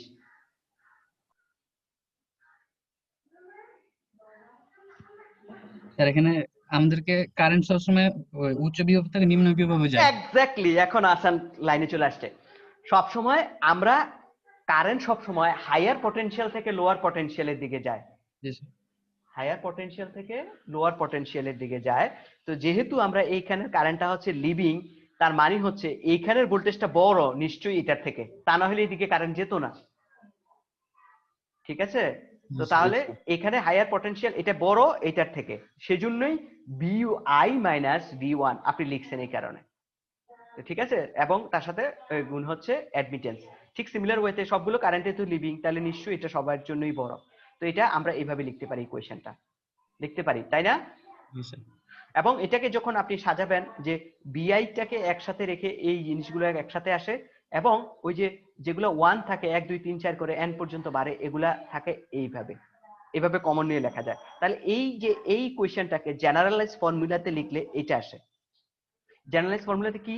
জেনারেলাইজ ফর্মুলা হচ্ছে যে এখানে এই যে বিআইটাকে এখানে রাখলাম কমন হিসেবে, আর এটা একটা সামেশন সিম্বল দিয়ে, এগুলো একটা যোগ, যেহেতু এটা একটা সিরিজটাকে আমি এভাবে লিখতে পারি যেখানে 0 থেকে n পর্যন্ত গেছে, এই যে 0 থেকে n পর্যন্ত আসছে, 0 থেকে n পর্যন্ত আসছে, এটা এইভাবে ইনক্রিজ হয়েছে। তারপরে এটা কি, এটা এই দিকেরটা i থেকে, এখানে 1 থেকে, এখানে কিন্তু 0 থেকে, আর এখানে 1 থেকে, এটা খেয়াল রাখতে হবে। এখানে 1 থেকে n পর্যন্ত এখানে বাড়ছে। আবার একটা জিনিস এখানে মজার জিনিস হচ্ছে, কখনো j ইকুয়াল টু 1 এর সমান হতে পারবে না, j এর মানটা 1 এর সমান হতে পারবে না। কেন, এটা আমরা ব্যাখ্যা দেখব পরে। হ্যাঁ, j এর মান 1 এর মান সমান হতে পারবে না। আচ্ছা, এটা বুঝলাম। তাহলে কারেন্টের ইকুয়েশনটা আমরা এরকম পেলাম, ঠিক আছে? জি স্যার। স্যার এখানে Okay. আই হ্যাঁ বলেন। আইটা হচ্ছে বাস নাম্বার, আইটা হচ্ছে বাস নাম্বার, আর যে হচ্ছে একটা একটা লুপ চালানোর জন্য জাস্ট একটা কিছু নেওয়া। আইটা হচ্ছে বাস নাম্বার, যে কোয়েশ্চেনটা করতে লাগছিল। আইটা হচ্ছে বাস নাম্বার, কোন বাসের জন্য আমি ক্যালকুলেশনটা করছি। যেমন এই বাসটার জন্য, এই বাসটার নাম যদি 1 হইতো তাহলে আই এর মান হতো 1। জি স্যার, বুঝতে পারছি। আচ্ছা, তো তাহলে এখন তো তাহলে আর এই দিকে থেকে আমরা ওই যে কিছুক্ষণ আগে ডেফিনেশন আমরা পড়লাম যে কমপ্লেক্স পাওয়ারের ডেফিনেশন, এটা সেখান থেকে কারেন্টটাকে আলাদা করলে ওই যে কমপ্লেক্স কনজুগেট, এটা এখান থেকে আনছে আসলে, এই যে পিআই মাইনাস এটা আই, যে থিটা ইকুয়াল টু হবে বি কমপ্লেক্স কনজুগেট অফ, এখানে এটা কারেন্ট ফ্রি হবে প্রোডাক্ট। তো কারেন্টটাকে আলাদা করলে এখান থেকে এটা আনছে, এই ইকুয়েশন থেকে এটা। তো তাহলে এখান থেকে এটা লিখতে পারলে, কারেন্টটা যদি এটা হয়, আমরা এটা এখানে লিখতে পারি না, এই যে পাওয়ার এক পাশে কারেন্ট এক পাশে, এই ইকুয়েশনটা লেখা যায় না এখান থেকে? জি স্যার। এটা লেখা যায়। ক্লিয়ার কিনা সবাই? স্যার এখানে কি একটা মিস্টেক হয়েছে বইয়ে, যে প্রথম লাইনে কারেন্টের কনজুগেট দেওয়া আছে কমপ্লেক্স কনজুগেট, দ্বিতীয়টাতে আবার ভোল্টেজের উপর কমপ্লেক্স কনজুগেট দেওয়া আছে। না, এটা ভুল না, কতবারই তো বলতেছি। ও আচ্ছা। হ্যাঁ, চেঞ্জ হয়ে যায়। যে মূল মূল ডেফিনেশনটা হচ্ছে এইটা, ঠিক আছে? মূল ডেফিনেশনটা হচ্ছে এটা, যখন পাওয়ারের কমপ্লেক্স কনজুগেট করবেন তখন ভোল্টেজের উপরে কমপ্লেক্স কনজুগেট চলে যায়, দুইভাবে এটা লেখা যায়। কথাটা ক্লিয়ার? জি স্যার, বুঝছি। আচ্ছা, তো তাহলে এখন এই কারেন্টের পরিবর্তে কারেন্টের যে এখানে যে ইকুয়েশনটা আছে, সেই জায়গায় যদি আমরা এটা রিপ্লেস করি তাহলে আমাদের এরকম হয় না? জি স্যার। জি স্যার। তো এরকম হইলে এখান থেকে আমরা কত কিছুই বের করতে পারবো। এখান থেকে আমরা যে কোনো বাসের ভোল্টেজ, যে কোনো বাসের, এই কোয়েশ্চেন থেকে যে কোনো বাসের ভোল্টেজ কোনটা বলেন তো, কে বলতে পারে? কি স্যার কোশ্চেন? এখান থেকে এই কোয়েশ্চেনটাই হচ্ছে ওই গস সাইডেল মেথডের যে মূল মূল মূল মন্ত্র যেটাকে বলা হয়। দেখেন, এই কোয়েশ্চেন থেকে আমরা যে কোনো বাসের ভোল্টেজটা বের করতে চাইলে আমরা কোন ইকুয়েশনটা নিয়ে আসবো, কোন জিনিসটা বের করে নিয়ে আসবো?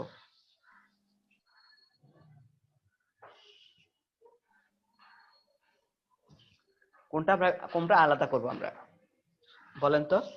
যে কোনো বাসের ভোল্টেজ জানতে চাচ্ছি, ভিজে হ্যাঁ ভিজে স্যার বিজে না, ভুল হচ্ছে।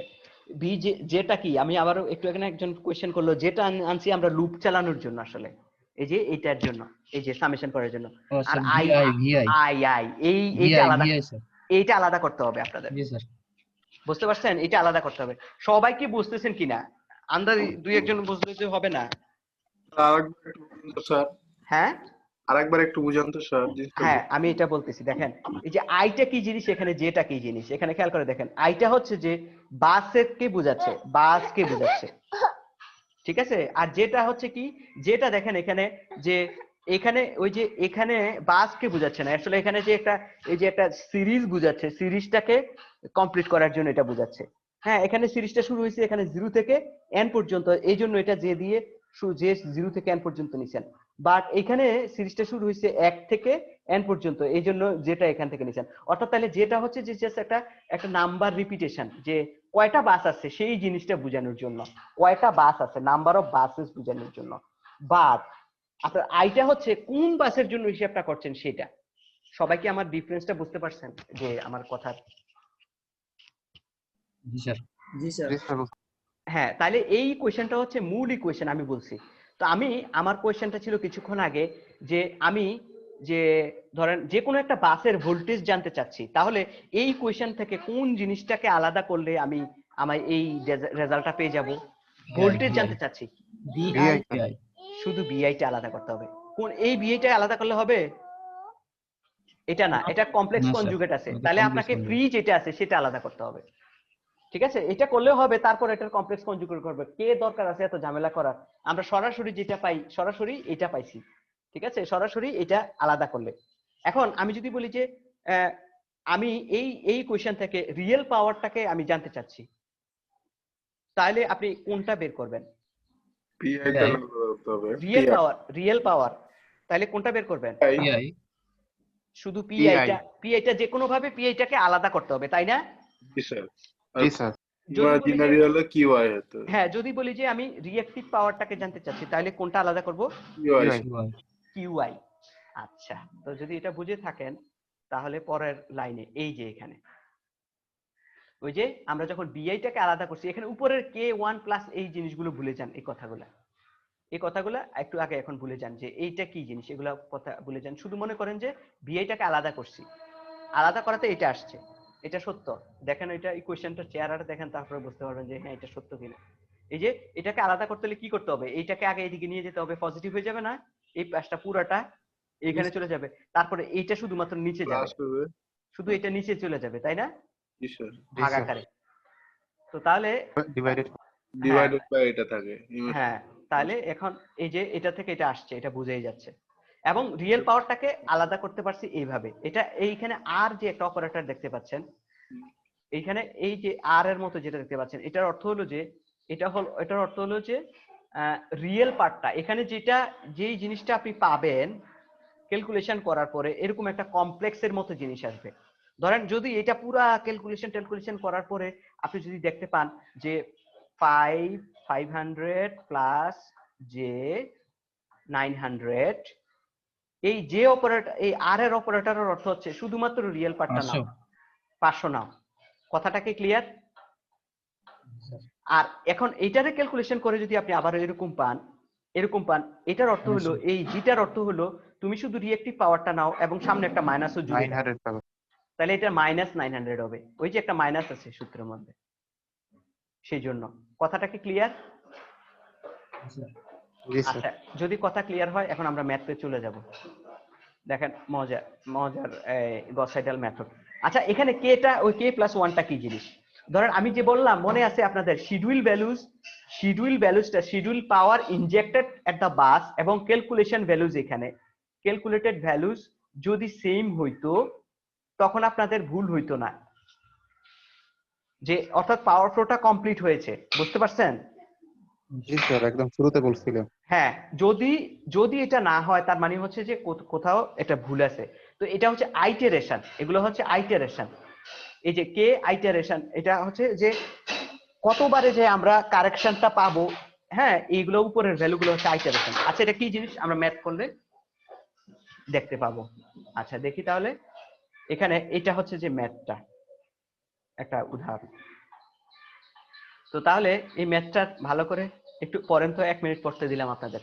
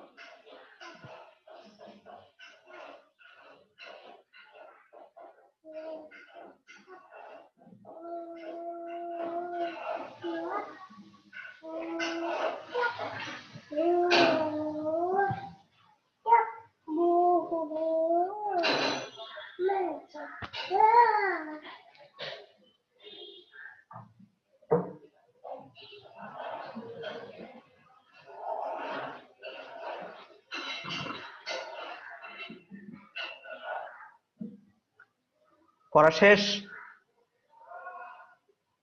জি স্যার। জি স্যার। কে বলবে?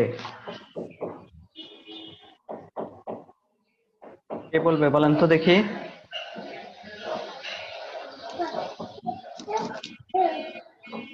আফসানা, আফসানা বলবে। আফসানা,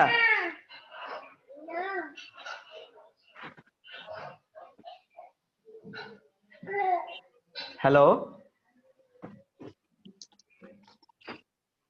মানুষজন কি লাইনে দিয়ে চলে যায় না? তাহলে যারা এরকম ডাক দিলে পাওয়া যাবে না। ও আছে, আফসানা আসছে, অ্যাবসেন্ট করে দিব। হ্যাঁ বলেন তো কি বলা হচ্ছে এখানে,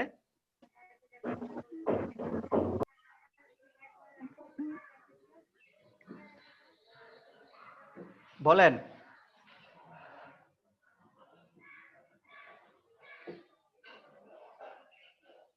হ্যালো, জি স্যার। বলেন কি বলা হচ্ছে এখানে।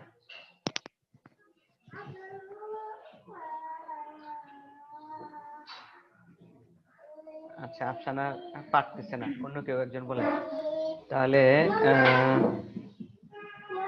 কে বলবে আর? পরাণ কই আছে? বুঝলেন স্যার? হ্যাঁ পরাণ বলেন।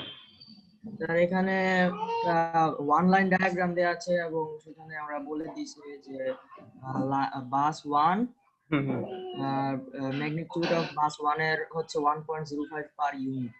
হ্যাঁ হ্যাঁ ম্যাগনিটিউড ভোল্টেজ দেওয়া আছে। আর scheduled loads at buses 2 and 3 মানে 2 নাম্বার বাস আর 3 নাম্বার বাসে মার্ক করা আছে ডায়াগ্রামে। Line impedances are marked in per unit on 100 megavolt ampere. Line impedances are marked in per unit base, and the line charging susceptance are neglected. Susceptances are neglect মানে neglect করতে হবে। হ্যাঁ ওই যে আমরা আমরা ইয়ে পড়ছিলাম না যে ট্রান্সমিশন লাইনের ক্লাসগুলো, লং ট্রান্সমিশন লাইনে আমরা দেখছিলাম যে সাসেপ্টেন্স গুলো ইনক্লুড করতে হয়, এখানে ইনক্লুড করতে দরকার নাই আর কি বলছে আর কি। আচ্ছা জি স্যার। হ্যাঁ তো এখন এটা এটা হচ্ছে যে কথাটা। আচ্ছা পরে ম্যাথটা শেষ হয় নাই, পরের লাইনে আছে, আমি এতটুকুই পড়তে দিছিলাম। আচ্ছা দেখেন তাহলে এটা বলা হচ্ছে এটা কয়টা বাসের, ফার্স্ট অফ অল কয়টা বাসের পাওয়ার সিস্টেম? স্যার তিনটা। তিনটা বাসের। 2 নাম্বার বাসটা কি নাম্বার, কি বাস? আমরা যা বাসের নাম পড়ছিলাম সেটা থেকে কি বোঝা যাচ্ছে? 2 নাম্বার বাসটাকে কি বাস বলবেন আপনি? স্যার লোড বাস। কেন লোড বাস 2 নাম্বার বাসটা? স্যার অ্যাক্টিভ আর রিঅ্যাক্টিভ অ্যাক্টিভ পাওয়ার এবং রিঅ্যাক্টিভ পাওয়ার জানা আছে তাই না? হ্যাঁ স্যার। আচ্ছা তাহলে 1 নাম্বার বাসটা কি বাস? স্যার স্ল্যাক বাস। 1 নাম্বার বাসটা স্ল্যাক বাস। স্ল্যাক বাস। আচ্ছা তো 1 নাম্বার বাস হচ্ছে স্ল্যাক বাস, কারণ হচ্ছে ওই যে ভোল্টেজের ম্যাগনিটিউড জানা আছে, ভোল্টেজের অ্যাঙ্গেলও জানা আছে। ফেজ অ্যাঙ্গেলও জানা আর আছে। সাধারণত আমি আরেকটা কথা বলেছিলাম, সাধারণত 1 নাম্বার বাসটাই পাওয়ার সিস্টেম অ্যানালাইসিসে স্ল্যাক বাস হিসেবে ধরা হয়। অবশ্যই আপনার পাওয়ার সিস্টেমে একটা স্ল্যাক বাস থাকতেই হবে। যদি স্ল্যাক বাস না থাকে কে মিনিমাইজ আপনার ওই যে ডিফারেন্স গুলা ঠিক করবে? ডিফারেন্স অর্থাৎ জেনারেশন এবং লোডের ডিফারেন্স যেটা সেটা ঠিক করবে স্ল্যাক বাস। আচ্ছা 3 নাম্বার বাসটা কি বাস? স্যার ওটাও লোড বাস। এটাও লোড বাস। এটা যদি ধরেন কথা এটা যদি না থাকতো, এখানে যদি একটা জেনারেটর দিতাম, তাহলে এটা কি বাস হইতো? রেগুলেটেড ভোল্টেজ রেগুলেটেড বাস। তখন এটা পিভি বাস হইতো, এটা পিভি বাস। আর এটা হচ্ছে এটা তখন তো স্যার রিঅ্যাক্টিভ পাওয়ার থাকতো না। হ্যাঁ আমি এটা তো বললাম রিঅ্যাক্টিভ পাওয়ারটা তখন জানা থাকতো না যদি এটা এখানে একটা বাস কানেকশন দিয়ে একটা জেনারেটর কানেকশন দিতাম। ঠিক আছে, ওকে। তাহলে আর এখানে বলা আছে হচ্ছে লাইনের ইম্পিডেন্সেস গুলো, লাইনের ইম্পিডেন্স। তাহলে এটা থেকে বুঝতেছেন ইম্পিডেন্স যদি হয় তাহলে এটা রেজিস্ট্যান্স পার্ট, এটা হচ্ছে রিঅ্যাকট্যান্স পার্ট। তাহলে এটা একটা ট্রান্সমিশন লাইন, বুঝে যাচ্ছে 1 নাম্বার বাস থেকে 2 নাম্বার বাসের ট্রান্সমিশন লাইন, 1 থেকে 3 এর ট্রান্সমিশন লাইন, 3 থেকে 2 এর ট্রান্সমিশন লাইন এটা। আর এগুলো হচ্ছে যে লোডগুলো এগুলো রিয়েল পাওয়ারে দেওয়া, অ্যাকচুয়াল ভ্যালুতে দেওয়া আছে। আপনার ক্যালকুলেশন এগুলা বলা আছে যে পার ইউনিটে, বাট এখানের লোডগুলো আছে কিসে? লোডগুলো অ্যাকচুয়ালি আছে, তো এটা গেলে পার ইউনিটে নিয়ে যেতে হবে। তো পার ইউনিটে নিতে বলতেছে বেসটা এত ধরে নাও, এখানে বলে দিছে বেসটা তুমি এত ধরে কাজটা করো। ওকে, তাহলে পরের ম্যাথের বাকি পার্টটাও দেখি এবং অঙ্কটাও শুরু করি। এবং তাহলে এখানে হচ্ছে কোয়ারিজ গুলো হচ্ছে যে গস সাইডাল মেথড অনুযায়ী এটাকে তুমি সলভ করো, যে তাহলে কি বের করতে হবে যে using the Gauss Seidel method determine the phase angles of the voltage at bus load bus 2 এবং 3 এ 2 এবং 3 এর মধ্যে 2 এবং 3 এর ভোল্টেজের ম্যাগনিটিউড এবং ভোল্টেজের অ্যাঙ্গেলটা বের করতে বলছে। 3 নাম্বার বি তে কি বলছে? Find the slack bus real এবং রিঅ্যাক্টিভ পাওয়ার। স্ল্যাক বাসের রিয়েল পাওয়ারও জানা নাই, রিঅ্যাক্টিভ পাওয়ারও জানা নাই, সেটা বের করতে হবে। 3 নাম্বার বের করতে বলছে যে ফ্লোজ গুলো দেখাও এবং লস গুলো দেখাও। তো তাহলে এইটুকু হচ্ছে ম্যাথ। এখন সলিউশন শুরু করি। যেহেতু লাইন ইম্পিডেন্স গুলো লাইন ইম্পিডেন্স হিসেবে দেওয়া আছে, আমরা এগুলাকে সবগুলাকে অ্যাডমিটেন্সে কনভার্ট করব। ইম্পিডেন্স থেকে অ্যাডমিটেন্সে গেলে কি করতে হয়? 1 বাই ইম্পিডেন্স। ও আচ্ছা উল্টা ভাবে লিখলাম, তাহলে আমি এটা ভাবে লিখলে 1 বাই ইম্পিডেন্স।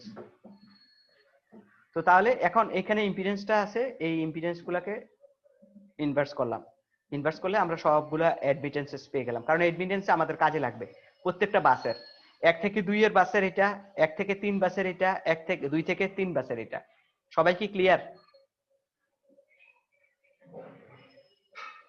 বুঝতে পারছেন কিনা আমার কথাটা?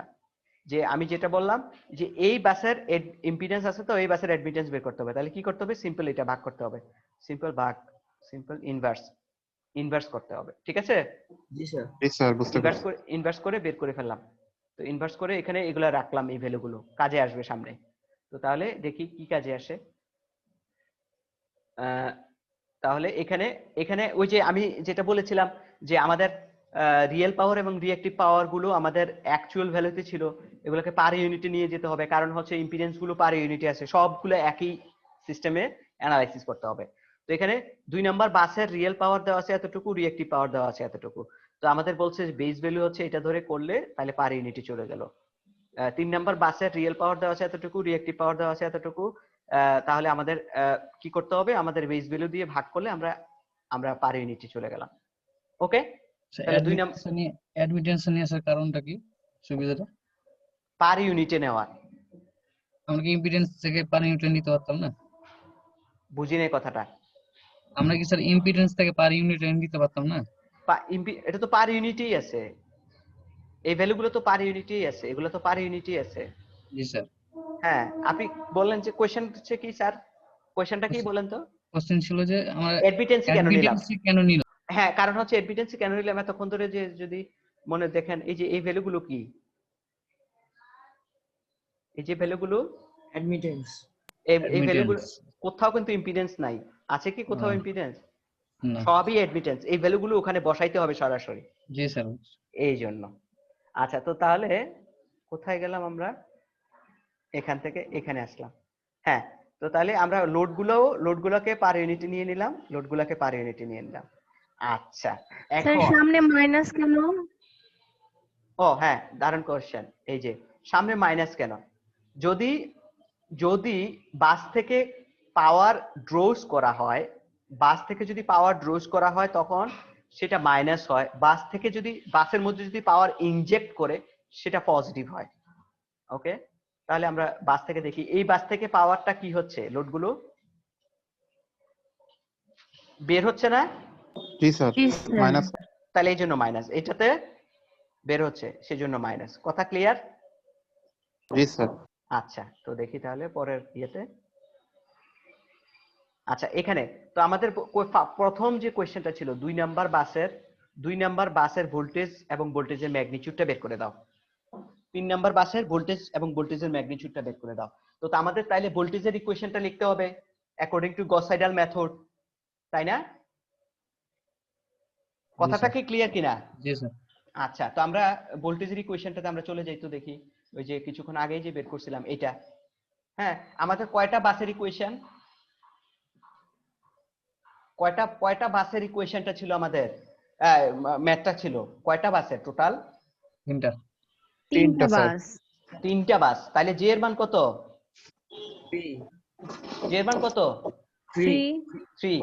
আমি কত নাম্বার বাসের জন্য আমি এখন ইয়েটা বের করব, ভোল্টেজটা বের করব? 2 নাম্বার। 2 নাম্বার। আই এর মান কত হবে? 2 2। 2 আই এর মান 2। তাহলে আই এর মান ফিক্স থাকে, জে এর মান কোথা থেকে শুরু হবে? 0 থেকে 3 পর্যন্ত যাবে, তাই না? জে এর মানটা হচ্ছে কি ওই যে 0 থেকে 3 পর্যন্ত এটা লুপটা চলবে। কথাটা ক্লিয়ার? কিন্তু আই এর Yes, মান sir. ফিক্সই থাকবে। তাহলে এখান থেকে যদি আপনি ওই যে V2 এর মানটা লিখতে পারেন, যে এই যে V2 এর ইকুয়েশনটা লিখি, তাহলে দেখেন তো কি লিখবেন আপনি? এখানে কি লিখবেন? V, এখানে কি হবে? 2 হবে না? জি স্যার। 2 হবে। এটা এখানে কমপ্লেক্স কনজুগেট, তাই না? কমপ্লেক্স কনজুগেট, এটা কি হবে? P2, তাই না?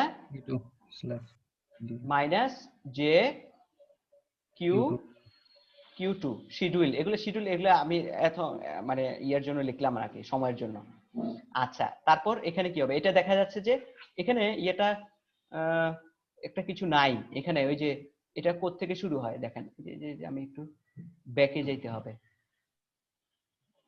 এখানে এটা যে 1 থেকে শুরু হয়েছে, দেখেন যে এর মানটা 1 থেকে n পর্যন্ত যাবে, এটা না ওইখানে নাই। হ্যাঁ, বইয়ের মধ্যে ছিল না আর কি। যে কোথা থেকে শুরু হয়েছে?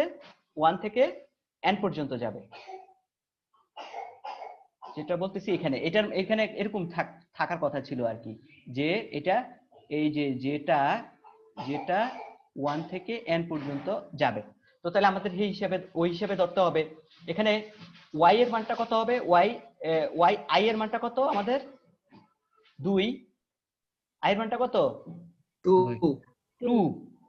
এবং এখানে যে কোথা থেকে শুরু করবে? এখানে 1 থেকে 0 থেকে না, 0 1 থেকে।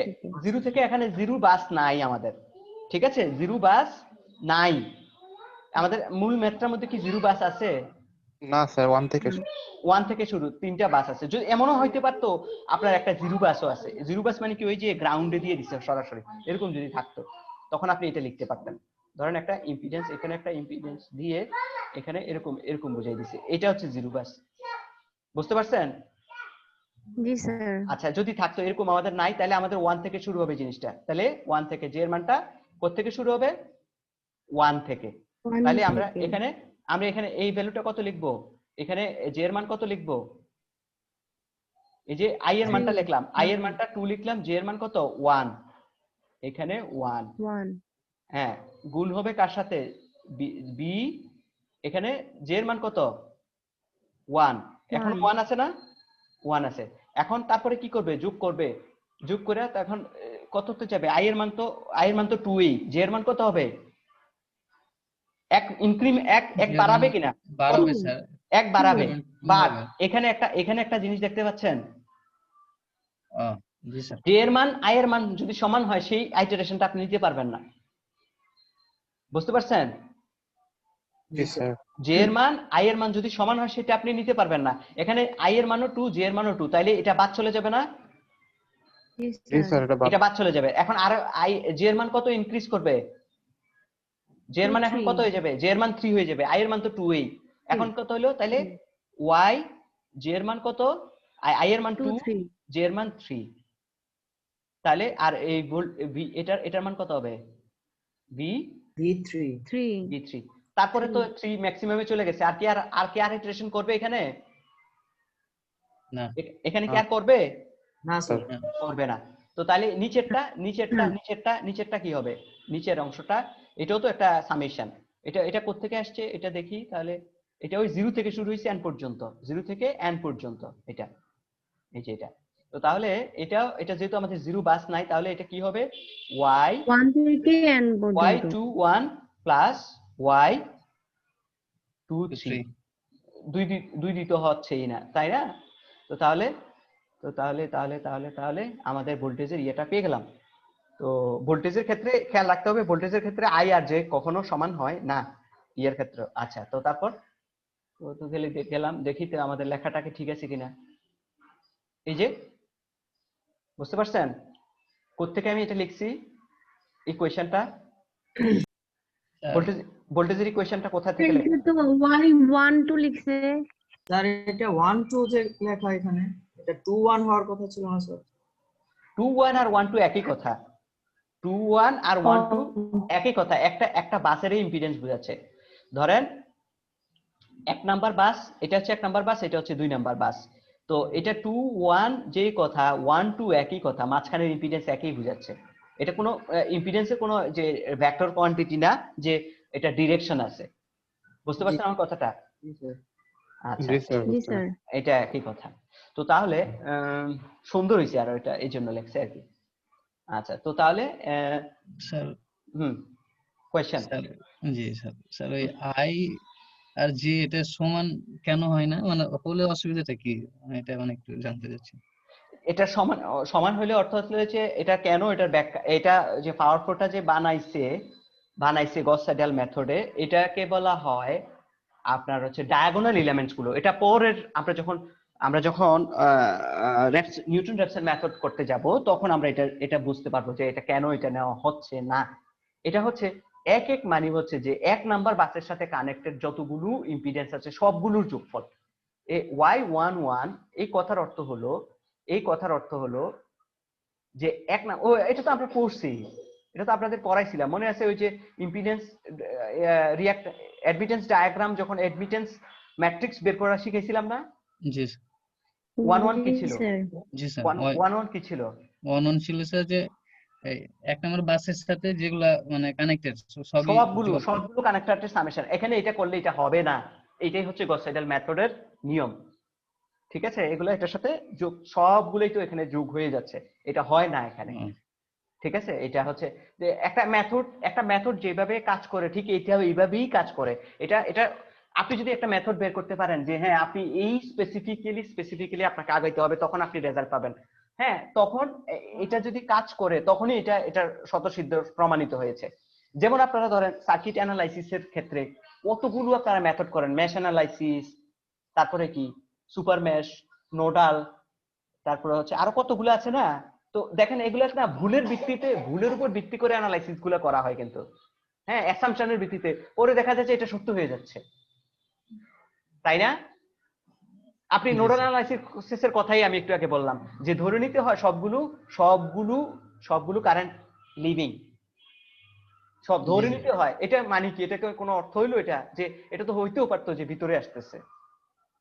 মেশ অ্যানালাইসিসের ক্ষেত্রে যেটা হয় যে সবগুলো ধরে নিতে হয় যে একই দিকে, আপনি যেই দিকে লুপটা চালাবেন সেই দিকেই সবগুলোকে পজিটিভ ধরতে হবে, তাই না? পজিটিভ নেগেটিভ এভাবে ধরতে হয়, তাই না? এটা তো কথা না, মামুর বাড়ির আবদার নাকি এটা, যেভাবে বললাম এভাবে। কিন্তু এটা তারা যে মেথড গুলো আবিষ্কার করছে সেই মেথড গুলো এভাবে কাজ করে বিদায় আমরা পড়াশোনা করতেছি।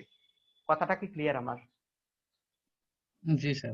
আচ্ছা, তো তাহলে এখানে আমরা ভোল্টেজের ইকুয়েশনটা আমরা লিখতে পারলাম। তারপরে হচ্ছে আর এই স্যার V2 এর উপর মাথায় যে ওয়ান দেওয়া আছে এখানে কি এর এটা মান হচ্ছে 0? আইটারেশন, এটা হচ্ছে আইটারেশন, যে কতবার আমরা এটা আইটারেশনটা করব। এই কথার অর্থ হচ্ছে এখানে এই যে ভ্যালু, এই যে 0, প্রথম ভ্যালুটা আমরা প্রথম যে ভ্যালুটা নিব, প্রথম ভ্যালুটা 0 নিয়ে প্রথম যে আইটারেশনটা আছে এটা 0 আইটারেশন। প্রথম রেজাল্টটা বের করার পরে যদি আমরা দেখি যে রেজাল্টটা হয় নাই, হ্যাঁ আমাদের রেজাল্টটা হয় নাই, তাহলে আমাদের সেকেন্ড বার আবার এই ইকুয়েশন ম্যাথটা করতে হবে, তখন আরো প্রিসিশন হবে। এরকম করতে করতে গস সাইডাল মেথডটা অনেকবার ম্যাথটা করতে হয়, তো করলে তারপরে এটার এক্সাক্ট ভ্যালুতে প্রিসিশন ভ্যালুতে আসে। এইগুলো হচ্ছে আইটারেশন। অর্থাৎ হচ্ছে আইটা আমাদের দিতে হবে স্যার। হ্যাঁ হ্যাঁ আমি বলছি, দেখেন এখনই ক্লিয়ার হবেন একটু পরে কি জিনিস এটা। যে জিরো আইটারেশনের পরের ভ্যালুটা যেটা হবে, এখানে ধরেন এই যে সবগুলো ভ্যালুজ এখানে বসানোর পরে আপনি যে ভ্যালুটা পাবেন সেই ভ্যালুটা হয়ে যাবে সেকেন্ড আইটারেশনের জন্য, সেকেন্ড আইটারেশনের জন্য এটা ইনপুট। আচ্ছা কি জিনিস একটু আগে এখানে পড়ি, এখানে এই জিনিসটা দেখেন, এই যে এই কথাটা দেখেন, এখানে অ্যাডমিটেন্স গুলো সবগুলো আমাদের জানা আছে ক্যালকুলেশনের জন্য। বাস 1 এর যে slack bus, reference bus, starting from the initial estimation, যেই বাসের মধ্যে এখানে গস সাইডাল মেথডটা এইভাবে করে, যেই বাসের যেই জিনিসগুলো আপনাদের জানা নাই, যেমন 2 নাম্বার বাসের কি জানা নাই বলেন তো?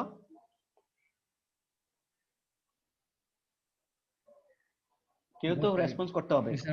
ভোল্টেজ, ফেজ অ্যাঙ্গেল এগুলো জানা নাই। রাইট। 3 নাম্বার বাসের কি জানা নাই? একই ভোল্টেজ, ফেজ অ্যাঙ্গেল, ভোল্টেজের ম্যাগনিটিউড এবং ফেজ অ্যাঙ্গেল জানা নাই। যেটা জানা নাই এটাকে আদর্শ ভ্যালুতে ধরে নিতে হবে। যেমন 2 নাম্বার বাসের আমরা যে ধরেন যে ফেজ জানা নাই, অ্যাঙ্গেল জানা নাই, তো এই যে ফেজটাকে 1 ধরলাম, অ্যাঙ্গেলটাকে 0 ধরলাম। 3 নাম্বার বাসও ঠিক সেম ভাবে এগুলাকে আইডিয়ালি রেটেড ভ্যালুতে ধরে নিতে হয়। এইটাই হচ্ছে যে প্রথম আইটারেশনের ভ্যালু, জিরো আইটারেশনের ভ্যালু। কথাটা কি ক্লিয়ার আমার? জি স্যার। আচ্ছা, তো তাহলে এখন B2 and B2 R computed as, দেখেন এখানে এটা আপনি জানেন, বের করছিলেন, এটাও জানেন, এটা জিরো আইটারেশনের, এটা হচ্ছে যে এই যে একটু আগে বের করছেন, এটা এখানে লিখবেন এই ভ্যালুটা। এই y1 এটা তো আমরা বেরই করছি, এটাও জানি। এটা কোনটা? এটা হচ্ছে যে এই ভ্যালুটা কোনটা? এই ভ্যালুটা হচ্ছে ফিক্সড ভ্যালু, এটা ভ্যালু দেওয়া আছে, ঠিক আছে? এটা স্ল্যাক বাস দেখে এটা আইটারেশন এখানে লেখে নাই। বি নাম্বার সবসময় একই রকমই ভ্যালু হবে। কত এটা? এই ভ্যালুটা সবসময় 1.05 দেওয়া আছে না? জি স্যার। এটা যেহেতু স্ল্যাক বাস এই জন্য এটার কোনো আইটারেশন দেয় নাই। আচ্ছা এখানে তারপরে হচ্ছে এটা তো জানা আছে, এটা একটু আগে এই ধরলাম, ধরে এটাও জানা আছে, এটাও জানেন। এখন আপনি যখন এই ক্যালকুলেশনটা করবেন এটা পাবেন।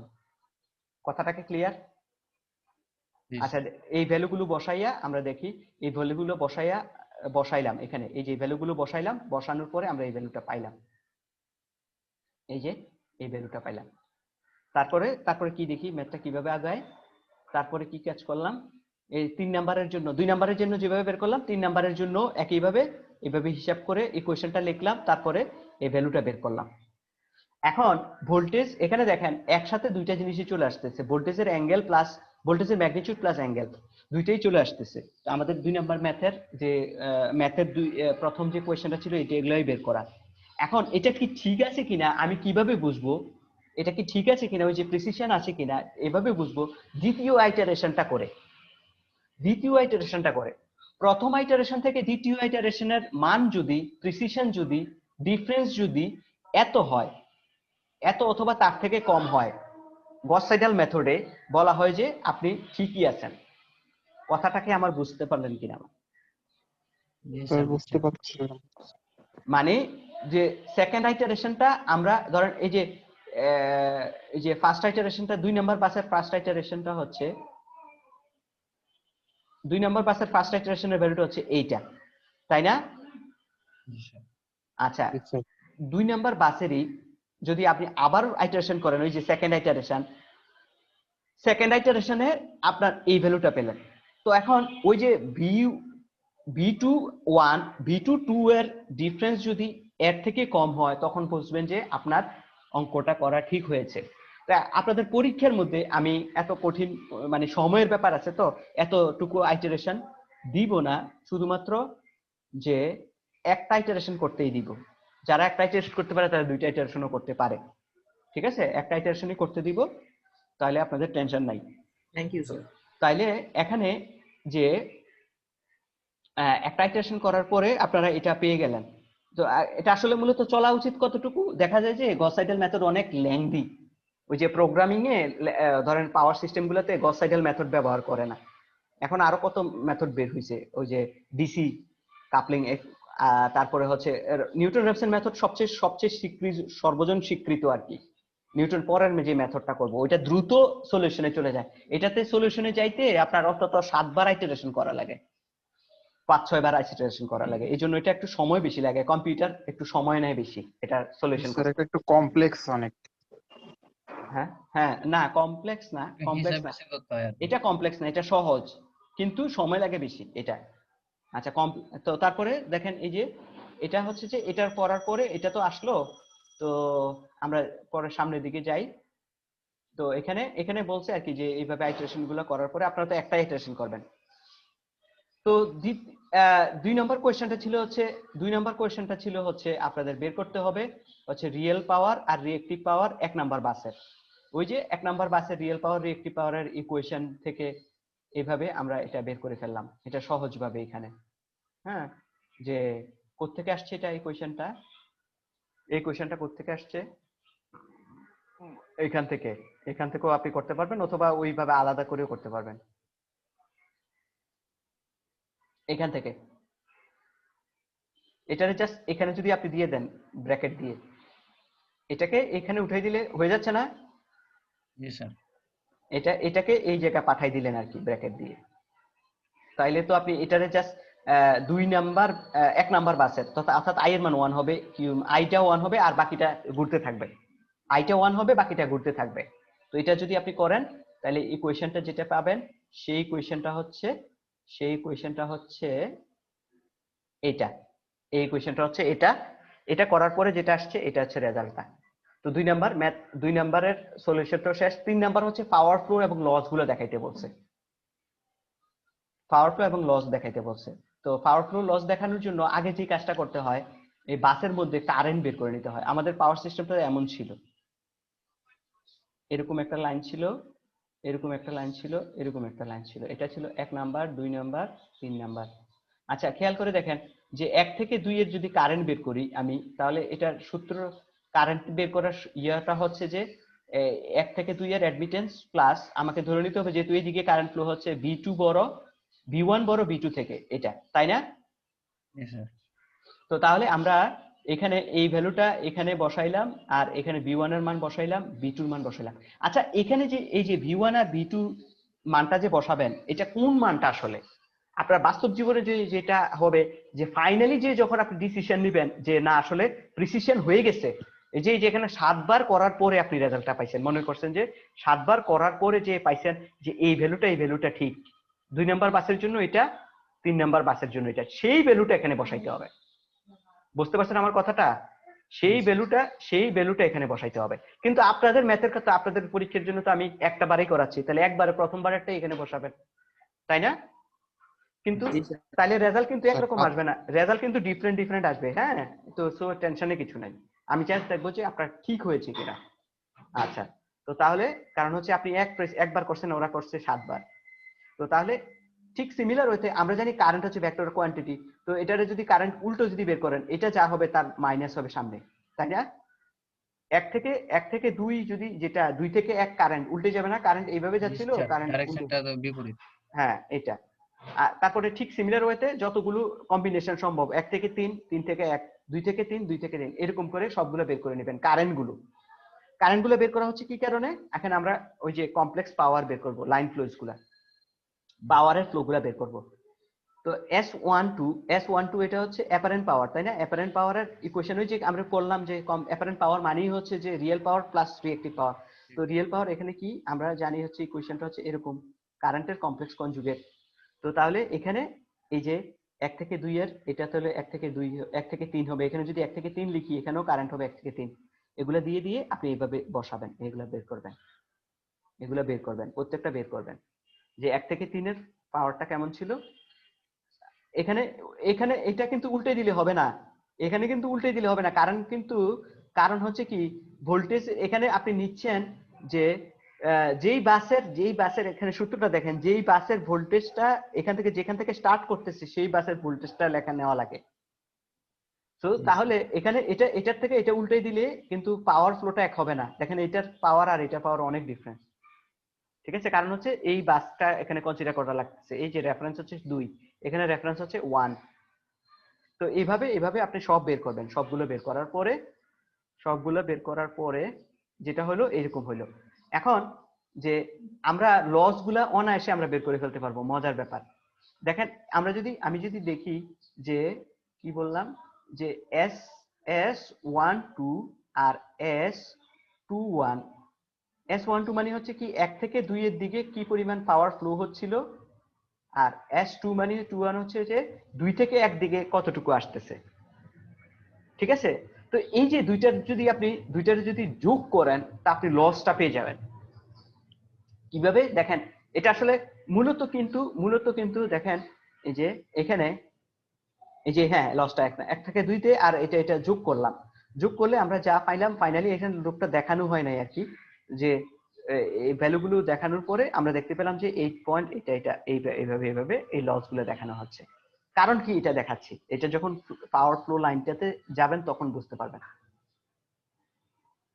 এই যে এটা হচ্ছে পাওয়ার ফ্লো লাইনটা, খেয়াল করে দেখেন কি আমরা যখন 1 থেকে 2 বের করছিলাম, 1 থেকে 2 আমি লিখি, এই যে S12 যখন বের করছিলাম এটাতে আমরা দেখছিলাম যে এটার উত্তরটা এমন ছিল 1.995 প্লাস যে 84, অর্থাৎ 1 থেকে 2 তে এটা এদিকে এভাবে যাচ্ছিল।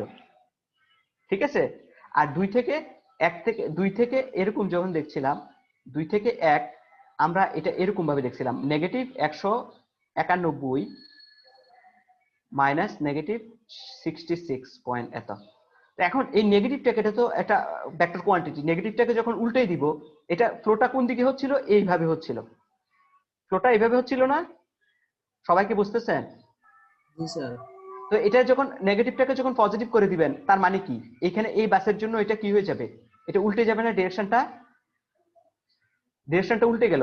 তাহলে বোঝা গেল এখানে রিয়েল পাওয়ার নিয়ে আসতেছিল, দেখেন কৌশলে আমরা বের করে ফেললাম, রিয়েল পাওয়ার নিয়ে আসতেছিল 199, আর এখানে এসে দেখা গেল যে রিয়েল পাওয়ার 91। তার মানে কি, নিশ্চয়ই এই লাইনের মধ্যে লস আছে, লাইনের মধ্যে লসটা হচ্ছে যে এই দুইটা ডিফারেন্সটা হচ্ছে 8.5, এই দুইটা ডিফারেন্সটা হচ্ছে 17। এই হচ্ছে এইভাবে ফ্লোটা বের করে। আর ওই যে কিছুক্ষণ আগে বললাম রিয়েল পাওয়ারের জন্য অ্যারো দিয়ে, আর অ্যারোর মধ্যে কাটা থাকলে রিঅ্যাক্টিভ পাওয়ার বোঝায়। তাহলে দেখেন সব বাসের মধ্যে আপনি এই বাসের কতটুকু রিয়েল পাওয়ার আপনি পার ইউনিটে বের করছিলেন, পরে 100 দ্বারা গুণ করলে কিন্তু মেইন রেজাল্টে চলে আসবে, কারণ বেস ছিল আমাদের 100। তো তাহলে এটা রিয়েল পাওয়ার কতটুকু, এটা রিঅ্যাক্টিভ পাওয়ার কতটুকু, এই বাসের ভোল্টেজের অ্যাঙ্গেল তো আমাদের জানাই ছিল আগে থেকে, এই বাসের ভোল্টেজের অ্যাঙ্গেল বের করছিলাম, এই বাসের ভোল্টেজের ফেজ অ্যাঙ্গেল, রিয়েল পাওয়ার গুলো জানলাম আমরা সব, এই আর কি। তাহলে এটা হচ্ছে যে একটা গস সাইডাল ম্যাথ পুরা। ওকে, তাহলে আজকে এতটুকুই, আর আগামী ক্লাসটা হবে আপনাদের মঙ্গলবার 6টার সময়, রাত 6টায় 6 PM, মঙ্গলবার 6 PM নেক্সট ক্লাস। মিজান আছে কিনা? মিজান? জি স্যার। মঙ্গলবার 6 PM। ওকে, তাহলে ঠিক আছে, তাহলে আল্লাহ হাফেজ। আসসালামু আলাইকুম।